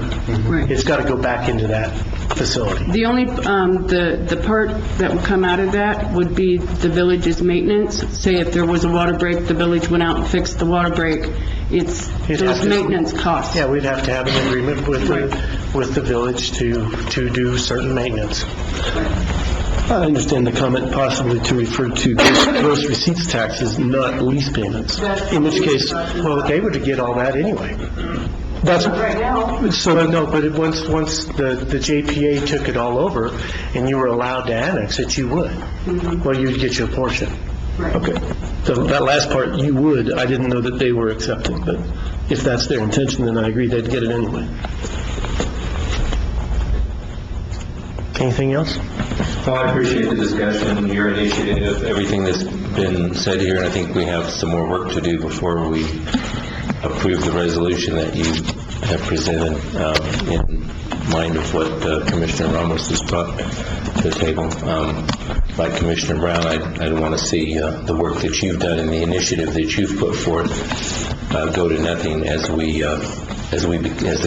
county and this proposed entity becomes an anchor on what you're trying to do. So I hope we can have some discussion and move forward quickly. I'd like to make a motion to table this item Till when? till next meeting. I'll second that.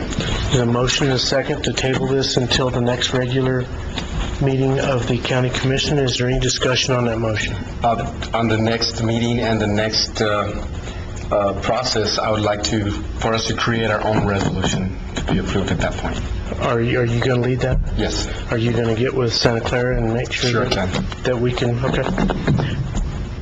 There's a motion and a second. Any further discussion? Seeing none, all those in favor, signify by saying aye. Aye. Motion passes. Thank you guys for coming. We appreciate all the hard work you've done. Let's see if we can't get something all together and get going on that. Thank you. Resolution,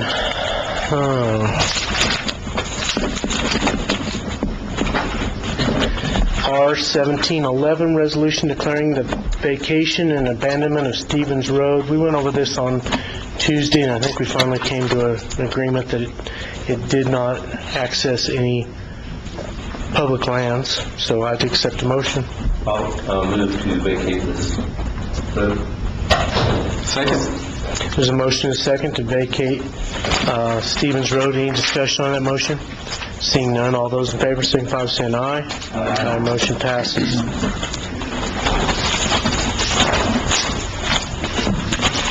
Q. This is a resolution R-1712, approval for the 2018 capital outlay request application for the general obligation bonds for the Aging and Long-Term Services Department. I'll make a motion to approve resolution number R-17-12. I second. There's a motion and a second to approve R-1712. All those in favor, signify by saying aye. Aye. Motion. I didn't give you a chance to ask your question if you had one. Sorry about that. R, approve, disapprove resolution R-1713. This is to approve the maintained roads in the county. So moved. Well, second, I was also going to let you know, I'm not asking some questions because I know I missed Tuesday's meeting. That's okay. I could have asked the questions. No, that's all right. I'm also Ask him if you got trusting. it. No, ask him if you got it. Kind of guy. Well, in this case, I have a pretty broad question. Okay. The purpose of doing this,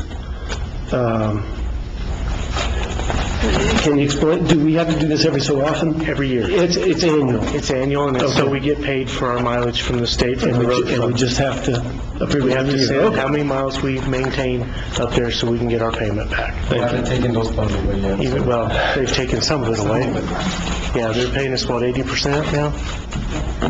Yeah. So, okay. It seems to me something that should have been almost automatic, but Except we just changed it today. We changed it all throughout the year. okay. We abandoned something, Abandoned picked Stevens something Road, up. right. Well, and we picked up. By automatic, I suppose I mean a reporting requirement as opposed to an actual resolution. Right, now I get it. Right. Thank you. There's a motion and a second. Anybody else want to have a discussion on this? Seeing none, all those in favor, signify by saying aye. Aye. Motion passes. Approve or disapprove Resolution R-1714, a resolution against the relocation of Yucca Lodge.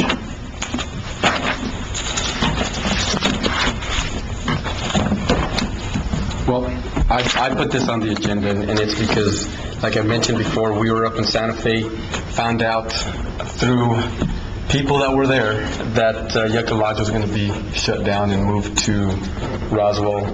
The secretary does not like the word shut down because they're replacing it with veteran services, which we know we need. But the thing that really concerns me is that when we developed TUCASA, it was a three-part system, and Yucca Lodge was part of our system, a very important part of our system. And when we put together TUCASA, Yucca Lodge was supposed to take care of our inpatient, and we did not want to duplicate services, so therefore we went straight to outpatient services. Correct? Mm-hmm. So that is where we're at. We did chat with the secretary and one of her representatives, and we were told that they would let us know the minute they figured out that they were going to be transferring Yucca Lodge over to Roswell. I did not receive a call, and neither did our state representatives or senators and senator. And that's a very big. Newspapers did. Yeah, the newspapers received it, and I think it was because we brought it up on Tuesday. Maybe they heard of it before then, but it's just really disappointing that the whole state had three areas where they had inpatient, and they still have in Albuquerque. We had ours here at Yucca Lodge, and Roswell had their center. Our center is the one that had 40 to 60 people waiting to get in every month, and Roswell didn't have people in their hospital. So it really concerns me that they transferred this Yucca Lodge over to Roswell, being that we had such high demand here. I'm just waiting to see what effects we're going to have with our people that are, dependent and want to continue their visit to Yucca Lodge and their medication, I guess, or being medicated through. I did put together this resolution because we weren't aware at the time that it was already going to be moved. I finished this resolution, I think, last week. We found out on, I believe, Tuesday morning that it had already been done. But we do want to pass this resolution just so we can continue to fight the fight and hopefully bring back Yucca Lodge. I did speak to Senator Morales about this. Again, I feel that he was disappointed that he wasn't made aware. And I did speak to Representative Martinez, same thing, and Representative Dow. I didn't get a chance to call Senator Smith, although he was in big support of keeping Yucca Lodge here, being that it was in the Southwest.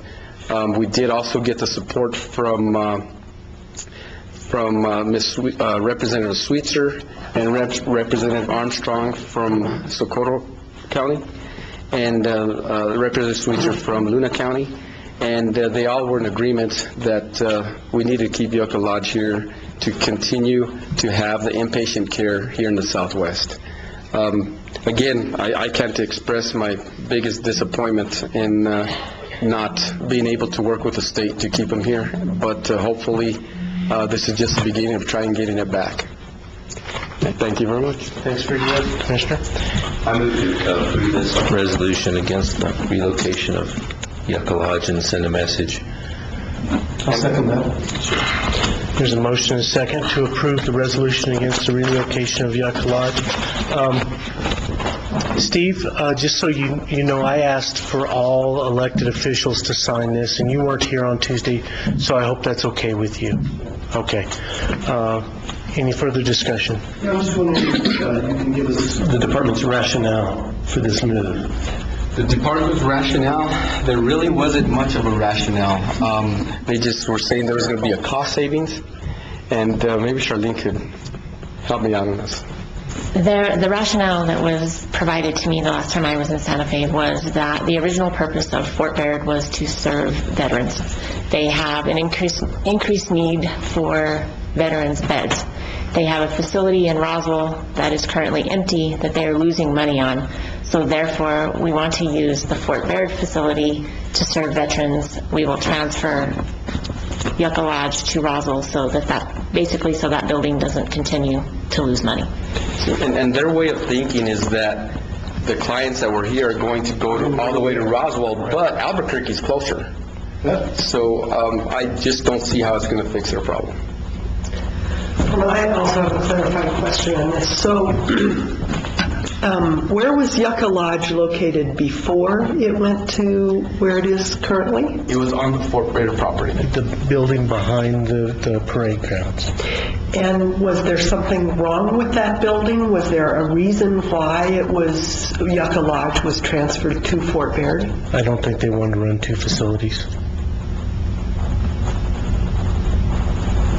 Or maybe there was a plan to close it in the woods. Long before we heard You just never know. Conspiracy theory.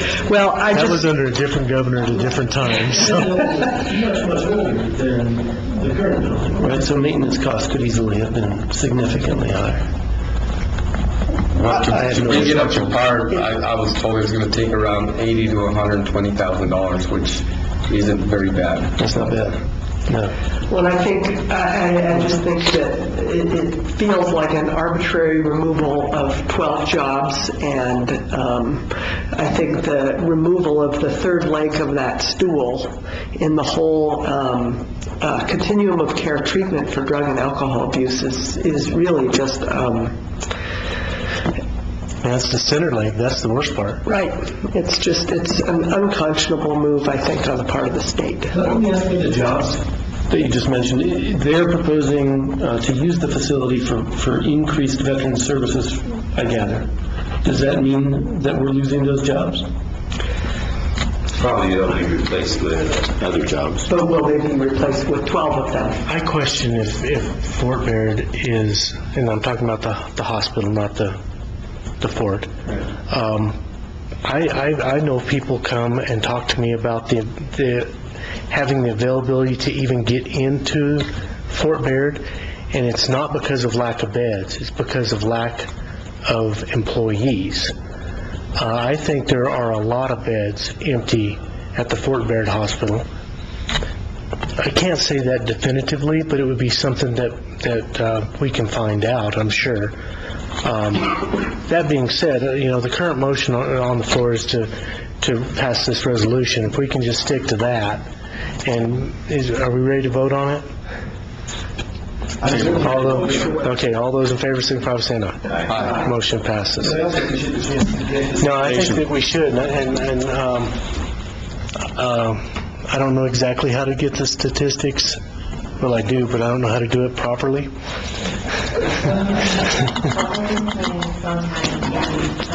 Deputy Cabinet Secretary since Friday. I'll ask. All she can do is not available, so I'll ask. See, because I'm being told that the whole dementia wing has been shut down and they're not using it either. Well, I know somebody that was just in there, so. Oh, no, she was at the region. Yeah. So, yeah. I know some reporters that'll find that out for me. Some bulldogs. All right, moving on. Approve or disapprove award to management and the potential management and operation services of Grant County Veterans Memorial and Conference Center.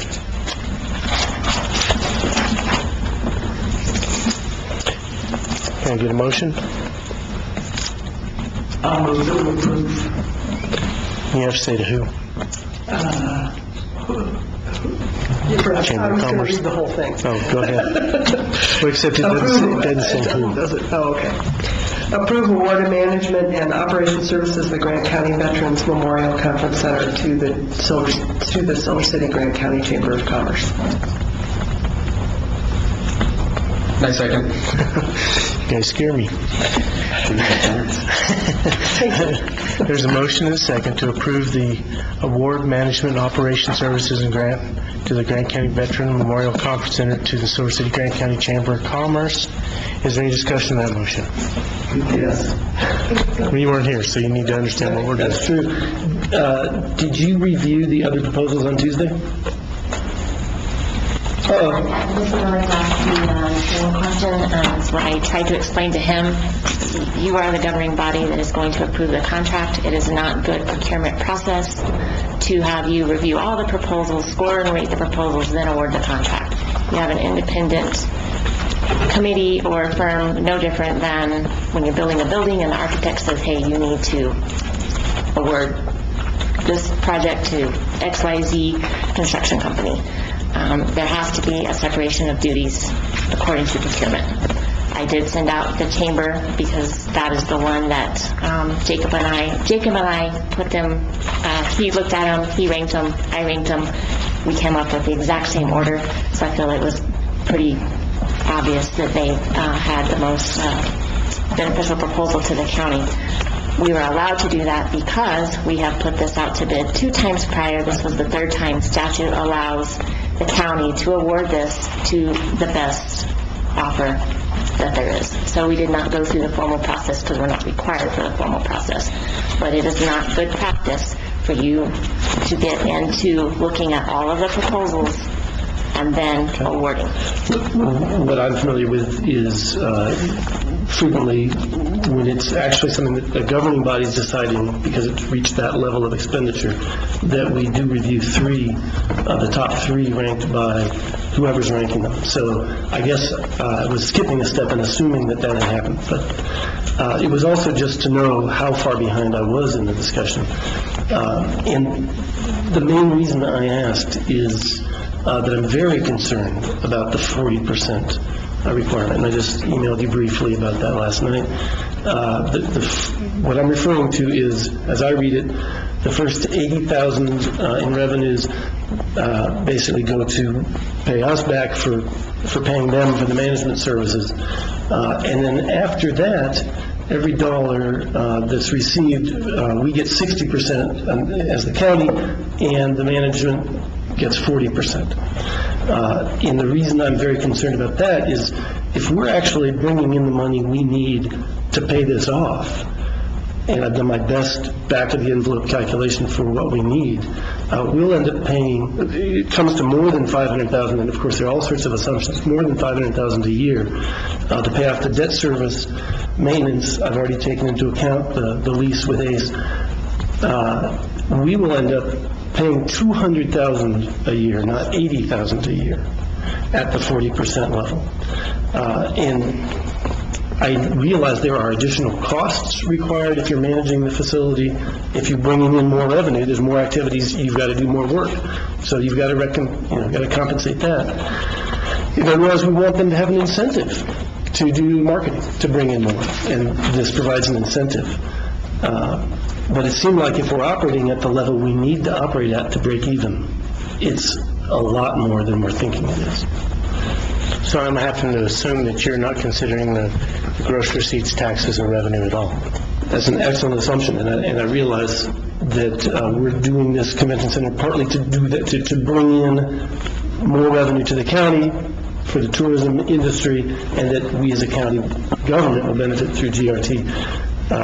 And you do realize that this contract would be just what we're doing is approving the ability for, and I think it should be more clear myself, but what we're approving is the ability for the Chamber of Commerce, Scott Terry, I assume, his board, to negotiate with the county manager a contract that we will approve in the future. So you can't count on the 40-60 thing to still be there after it's negotiated. Right, and I also, without the benefit of seeing the others may have been even worse, and I want to get it going. So it may well be the case that even though this isn't the deal that looks great to me, that it's the best deal available to us to get someone to manage it. I acknowledge that as well.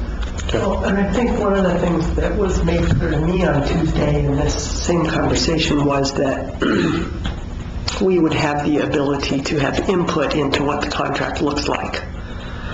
once we get past this phase, then we have the ability to go to Charlene or whoever and say, this is my concern about this contract. I'd like to see something different or whatever. Because we still have the final approving authority of the contract itself. That's correct. All right, that is until then. Okay, there's a motion second. Any further discussion? All those in favor, signify by saying aye. Aye. Motion passes. This time, I'd like to take a motion to recess the Grant County Board of Commissioners. Second. There's a motion and a second to recess. All those in favor, signify by saying aye. Aye. Call to order the Grant County Health Care Claims Board. First item on the agenda is to approve or disapprove February 2017 health plan claims indigent fund in the amount of $16,186.16. That was $15,419.10 to Gila Regional Medical Center and $767.06 to the GRMC ambulance. I move this. And I'll second.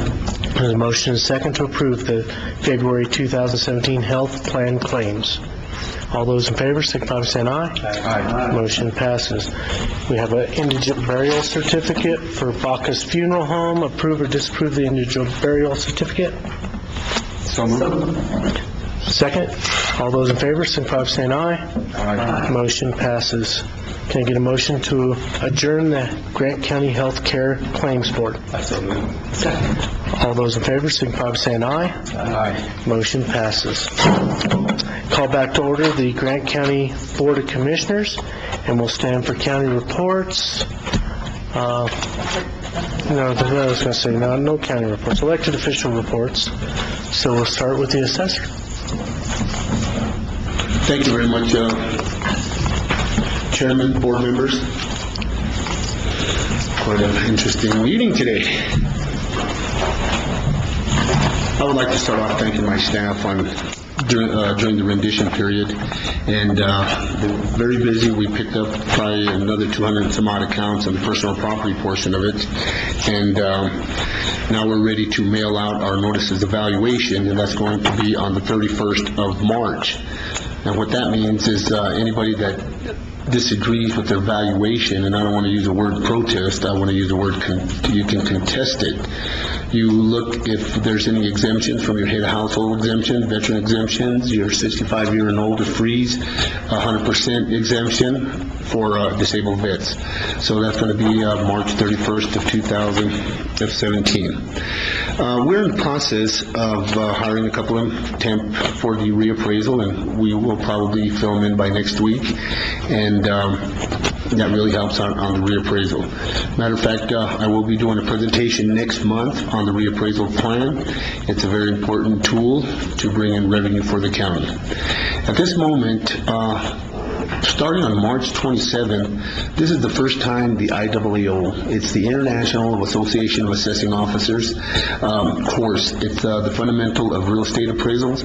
We're actually going to be doing it online, and the studies are going to be on their own, and it's going to be with Lorraine Zunit, Gabe Grado, and also Denisha Lucero, and that really is going to help out a lot from traveling and all that. So we're actually see if we can do that one course, the fundamental of real estate appraising. It's 36 hours in 1 week. It's a whole semester of course in 1 week, and then you have to take a 4-hour exam. And let me tell you, the passing rate, it's not all that good to tell you, because it's a very difficult course. Then you move into the income approach to value, and I do have other employees going to attend come in June. Thank you for the planning department, Daniel Ray. They had a training with Trimble Terra Sync with the GPS Pathfinders, and Tracy Bernstead. She actually got a certificate, and thank you very much. It really helps us out on GPSing with our office. We are going to increase the 3% cap, and I've been out letting people know on the 3% cap. Our accounts for land only, that has pretty much proven on our land only, our historical models towards land, and account models, and I will email all this information to all the commissioners, and I will email them to the news. So we can justify on the 3% cap. Let me explain this. On just the residential side, not the non-residential, the values for 2017 with the 3% cap, you're looking at $438,701,977, and that's without exemptions. So your total is going to be $451,863,036, and that's actually with the 3%. We have to do what they call net taxable value. On the net taxable value minus the exemptions. Right now, if you look at the residential with the head of household and veterans, that generates over $23,903,017. That's just on exemptions. So once you subtract that, your taxable value, net taxable value, is $427,960,019. So that's what's going to be actually your net taxable value. That's all going to depend on the fluctuation on the rate. And once again, I'm going to go ahead and email all this information. We do have, I've talked to Charlene about Copper Production Tax Act. What has happened is they're based on a 3-year average. In 2014, we were at $187,396,871. In 2015, it was a positive number of $214,076,127. That increased over $26 million.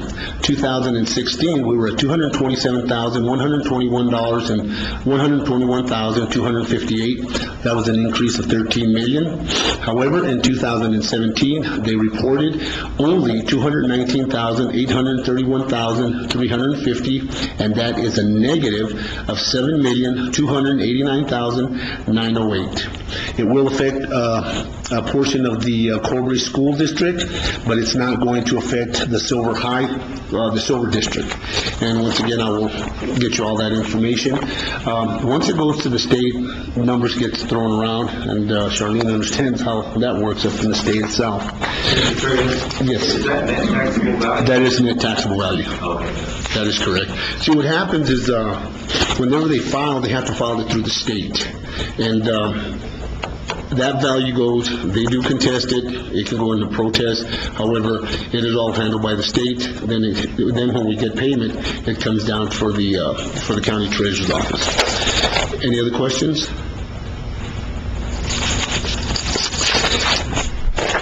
And that's pretty much it.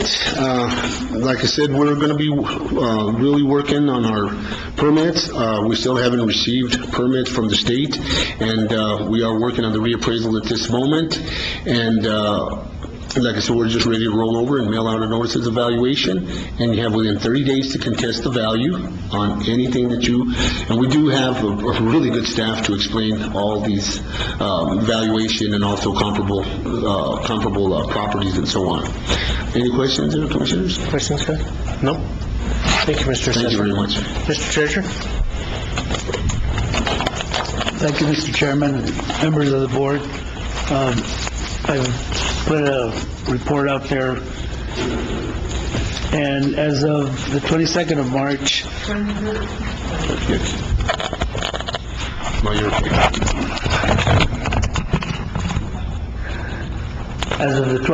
March, we've collected $3,762,959.72 for the county for the 2016 taxes.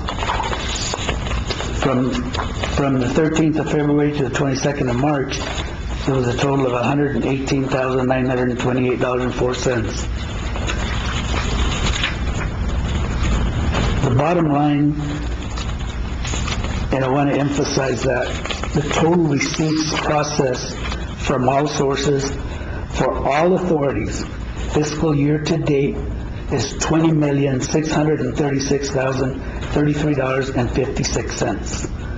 So I've been giving the impression that we're sitting there just collecting small amounts of money on a regular basis, and it's not. That's not the case.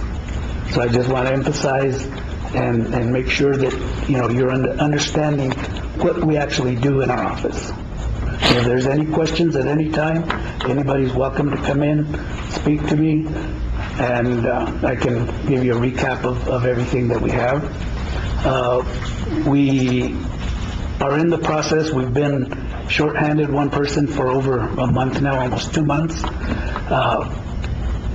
The 3rd of April, we will be having a new chief deputy come in, and at that time, I will, maybe I'll say, announce the name and so on and so forth. But we've been working diligently. The State of New Mexico Property Tax Division has left our office. They've left the list. They've red tagged everything that they do. We've been collecting that, and no indication yet. They had said early May, now they say maybe early June for the next tax sale within the county. They just don't know. They really can't tell us when until their people up in Santa Fe tell them this is when the tax sale is going to be, and then they have to go through their process. But right now they have red tagged, and we have been collecting. I would say we've got maybe a third of those that have been red tagged collected. And this is kind of going to preface kind of our budget request that we have been working on. This is the reason why I'm going to do a little research. I've already started doing it as to what the issue is with these tax sales. How much money the county is losing by not being able to take a proactive approach. The assessor seems to have a good handle on it. Notice the values go out in April, and he's hiring temporary appraisers to come in and do reappraisals. Well, that's great, but on our side, we don't have the ability to work on these delinquent tax properties to be able to avoid having to turn these properties over to the state property tax division. Once you turn that account over, all penalty and interest and fees go to the state. We only collect the tax. And I've reviewed the last tax sale. I've only gotten through the first 15 accounts of a 55 account list. And on those alone, we've lost over $35,000 on those first 15 in fees and it's something that we've been trying to get proactive on it, but have not had the ability to do that. So I'm just, letting you guys know where we're at, and if you have any questions, I'll be more than glad to. Thanks, Steve. Any questions? Steve? Sure. Steve, you're suggesting that with additional funding, you could hire somebody to handle these property tax sales. Is that the idea? I'm sorry? You were suggesting that with additional funding for your office, that you could hire somebody to handle these property tax sales rather than refer them to the state property tax division? No, not to handle the sales. So that we can, every May, after May the 10th, any property that is more than 2 years delinquent at that time has to be sent to, we send the list of those properties to the State of New Mexico Property Tax Division. They statutorily become the only responsible person or entity to collect those. They're the only ones authorized to collect them.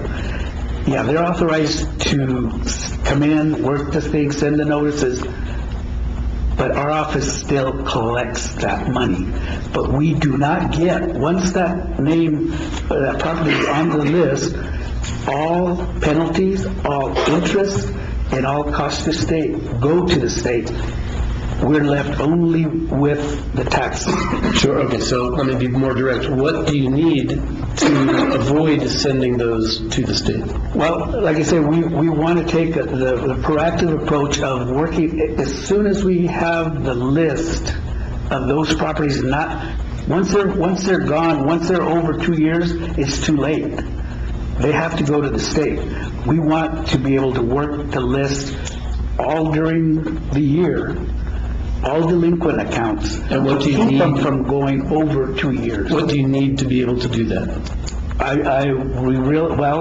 Not only the people in our office are in agreement. If we had at least one more person dedicated to that, to focus on the delinquent taxes, to focus on the delinquent mobile homes, and that type of thing, they would more than pay for the increase that would take to hire that other person, than another person in the other. Assuming that they kept everything from going to the state, it sounds like you've calculated they would have saved $35,000 that is now going to the state that would have gone. Well, like I say, that's only 15 of the 55 accounts that I've done so far. I mean, that right there is almost a base salary. And those 55 accounts represent an annual? That was a sale that was held, the last tax sale, the people that actually went to the tax sale, and the state collected, we got the tax, they got everything else. I mean, like I said, it's just the process that, like I say, I was trying to be able to address it proactively instead of reactively after the fact. I guess it seems to me that there's room for agreement, that there's room to actually do something about this, and I was trying to understand exactly what it's going to take, but I'll set up a meeting. Okay, well, we can do something about it. Yeah. Okay, thank you. Questions?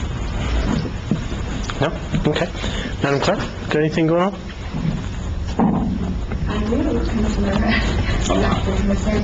I'd just like to thank the voter registration purge board that met earlier in our office this month. It was Ms. Frances Vasquez, Ms. Carol Lutz, and Ms. Sharon Bookwalter. They were able to, actually, they did a lot of work, and they went through a purge registration list that we had of inactive voters, and were able to purge 1,607 inactive voters off of our rolls, which helps clean up our voter registration. So, that's it. All right. Any questions? No? Okay, I think that ends elected official reports, so we'll go to commissioners' report, and we'll start on this end this time. I know you probably have a lot since you want to tell us about Ireland? I had a great time. I came back with a renewed appreciation for our own town and county, as I mentioned earlier, and I appreciate the work you all put in while I was gone, while I was on vacation and enjoying myself. I hope you all get a chance to go at some point. Excellent. 21 months. Well done. It's a good thing to look forward to. Yes, I figured that out quickly. No, thank you very much. I have no report. I put in each of your packets and provided a copy for Charlene, report on the committee, the CEO selection committee at Gila Regional. I was appointed by Chairman Caston to serve on that selection committee for the permanent CEO. And so just to be real brief, we're going to meet again Monday. As Mr. Ontiveros said, we've been scoring these candidates. We've received, as of yesterday, 36. It's right here in my report somewhere. I think 36 applications. We'll continue to accept applications through Friday. When we meet Monday, we'll go over the scoring and determine a number from 7 to 10 candidates that we'll be doing phone interviews with next week. And then ultimately, our goal is, the committee's goal is to narrow that down to 2 or 3 candidates. It may be plus or minus. I know Mr. Ontiveros mentioned 4 or 5 or something, but to give those finalists to the trustees, and they'll make the final selection. So if there's any questions about that, I'd be glad to answer. Thanks. Thanks for your service. Thank you. Let's go to the vice chair for a second. I'm trying to build new decorum for 5 people, and Works for me. that's all I'm... So I know you'll be surprised by I have several things that I want to talk about. First one is I want to talk about a little bit about the hospital. When I was elected, I didn't know a lot about the hospital, and so I spent and continue to spend a great deal of time meeting with lots of different people to get up to speed on what's happening at GRMC. As you can imagine, I have had a huge pile of information, thoughts, ideas, complaints to sift through and percolate. There are 3 basic themes that come up over and over again in these conversations. One is that despite the problems, the GRMC staff has a real sense of ownership and pride in their hospital. 2 is the sense that the success of this community is inextricably connected to the success of the hospital, much more so even than the mines. And the third thing is that the revenue cycle is seriously broken, that it has been for many years, and that we don't have the expertise in this community to fix it. Those things tell me that the CEO search is critically important to the future of this community. I was very pleased to see that the Board of Trustees created a search committee modeled on the process that selected our new superintendent of schools. I do have some serious concerns, however, about the position description and the lack of a request for specific record of experience, especially of hospital administration, accomplished and specific position requirements related to hospital administration. I hope those requirements are covered in the job description, although technically it would be standard practice to have them listed in the position announcement. When I made this comment to Mr. Ontiveros earlier in this meeting, he made it a point to give Mr. Caston, Chairman Caston, a copy of the position requirement, of the position announcement with the requirements highlighted. And I just have to say that what he highlighted didn't change my opinion at all. It doesn't take very much deep research to find online other position announcements for a position like this, and if you have any doubts about what I'm saying, I would invite you to look at the position announcement for the CEO of the Clayton, New Mexico Critical Access 25-bed hospital and compare it to the position announcement for the CEO here. I would like to also point out that the other thing that Mr. Ontiveros said when I questioned him earlier was that they simply used the position announcement from previous hirings. And my issue with that is that, as I said before, this is a critical hire for the success of this community and is perceived to be that by nearly everyone that I've talked to in this community. And I would just encourage everyone to take a really close look, to take the closest look that we possibly can at this process, and to keep in mind that our goal here is transparency and accountability at the hospital. Second thing I want to mention is that just a few of the things under the knife in Trump's budget proposal that will directly affect Grant County are CDBG funds, home program funds, USDA water and wastewater funding, economic development funding, workforce development funding, and essential air service. We're talking about millions of dollars that provide much-needed infrastructure and a huge part of the economic engine that keeps this rural community going.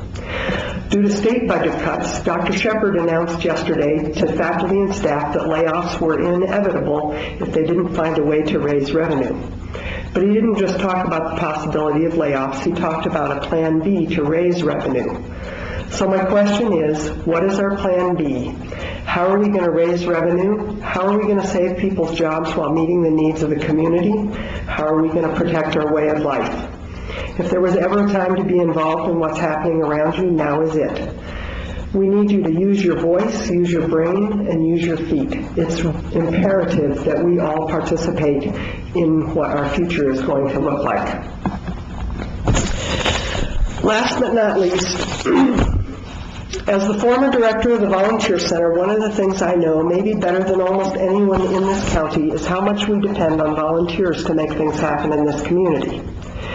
We also have a tendency to take the time to recognize the recognizable and forget to recognize the contributions of those who do it quietly. I also think it would be nice if we got in the habit of doing this recognition while people are still alive.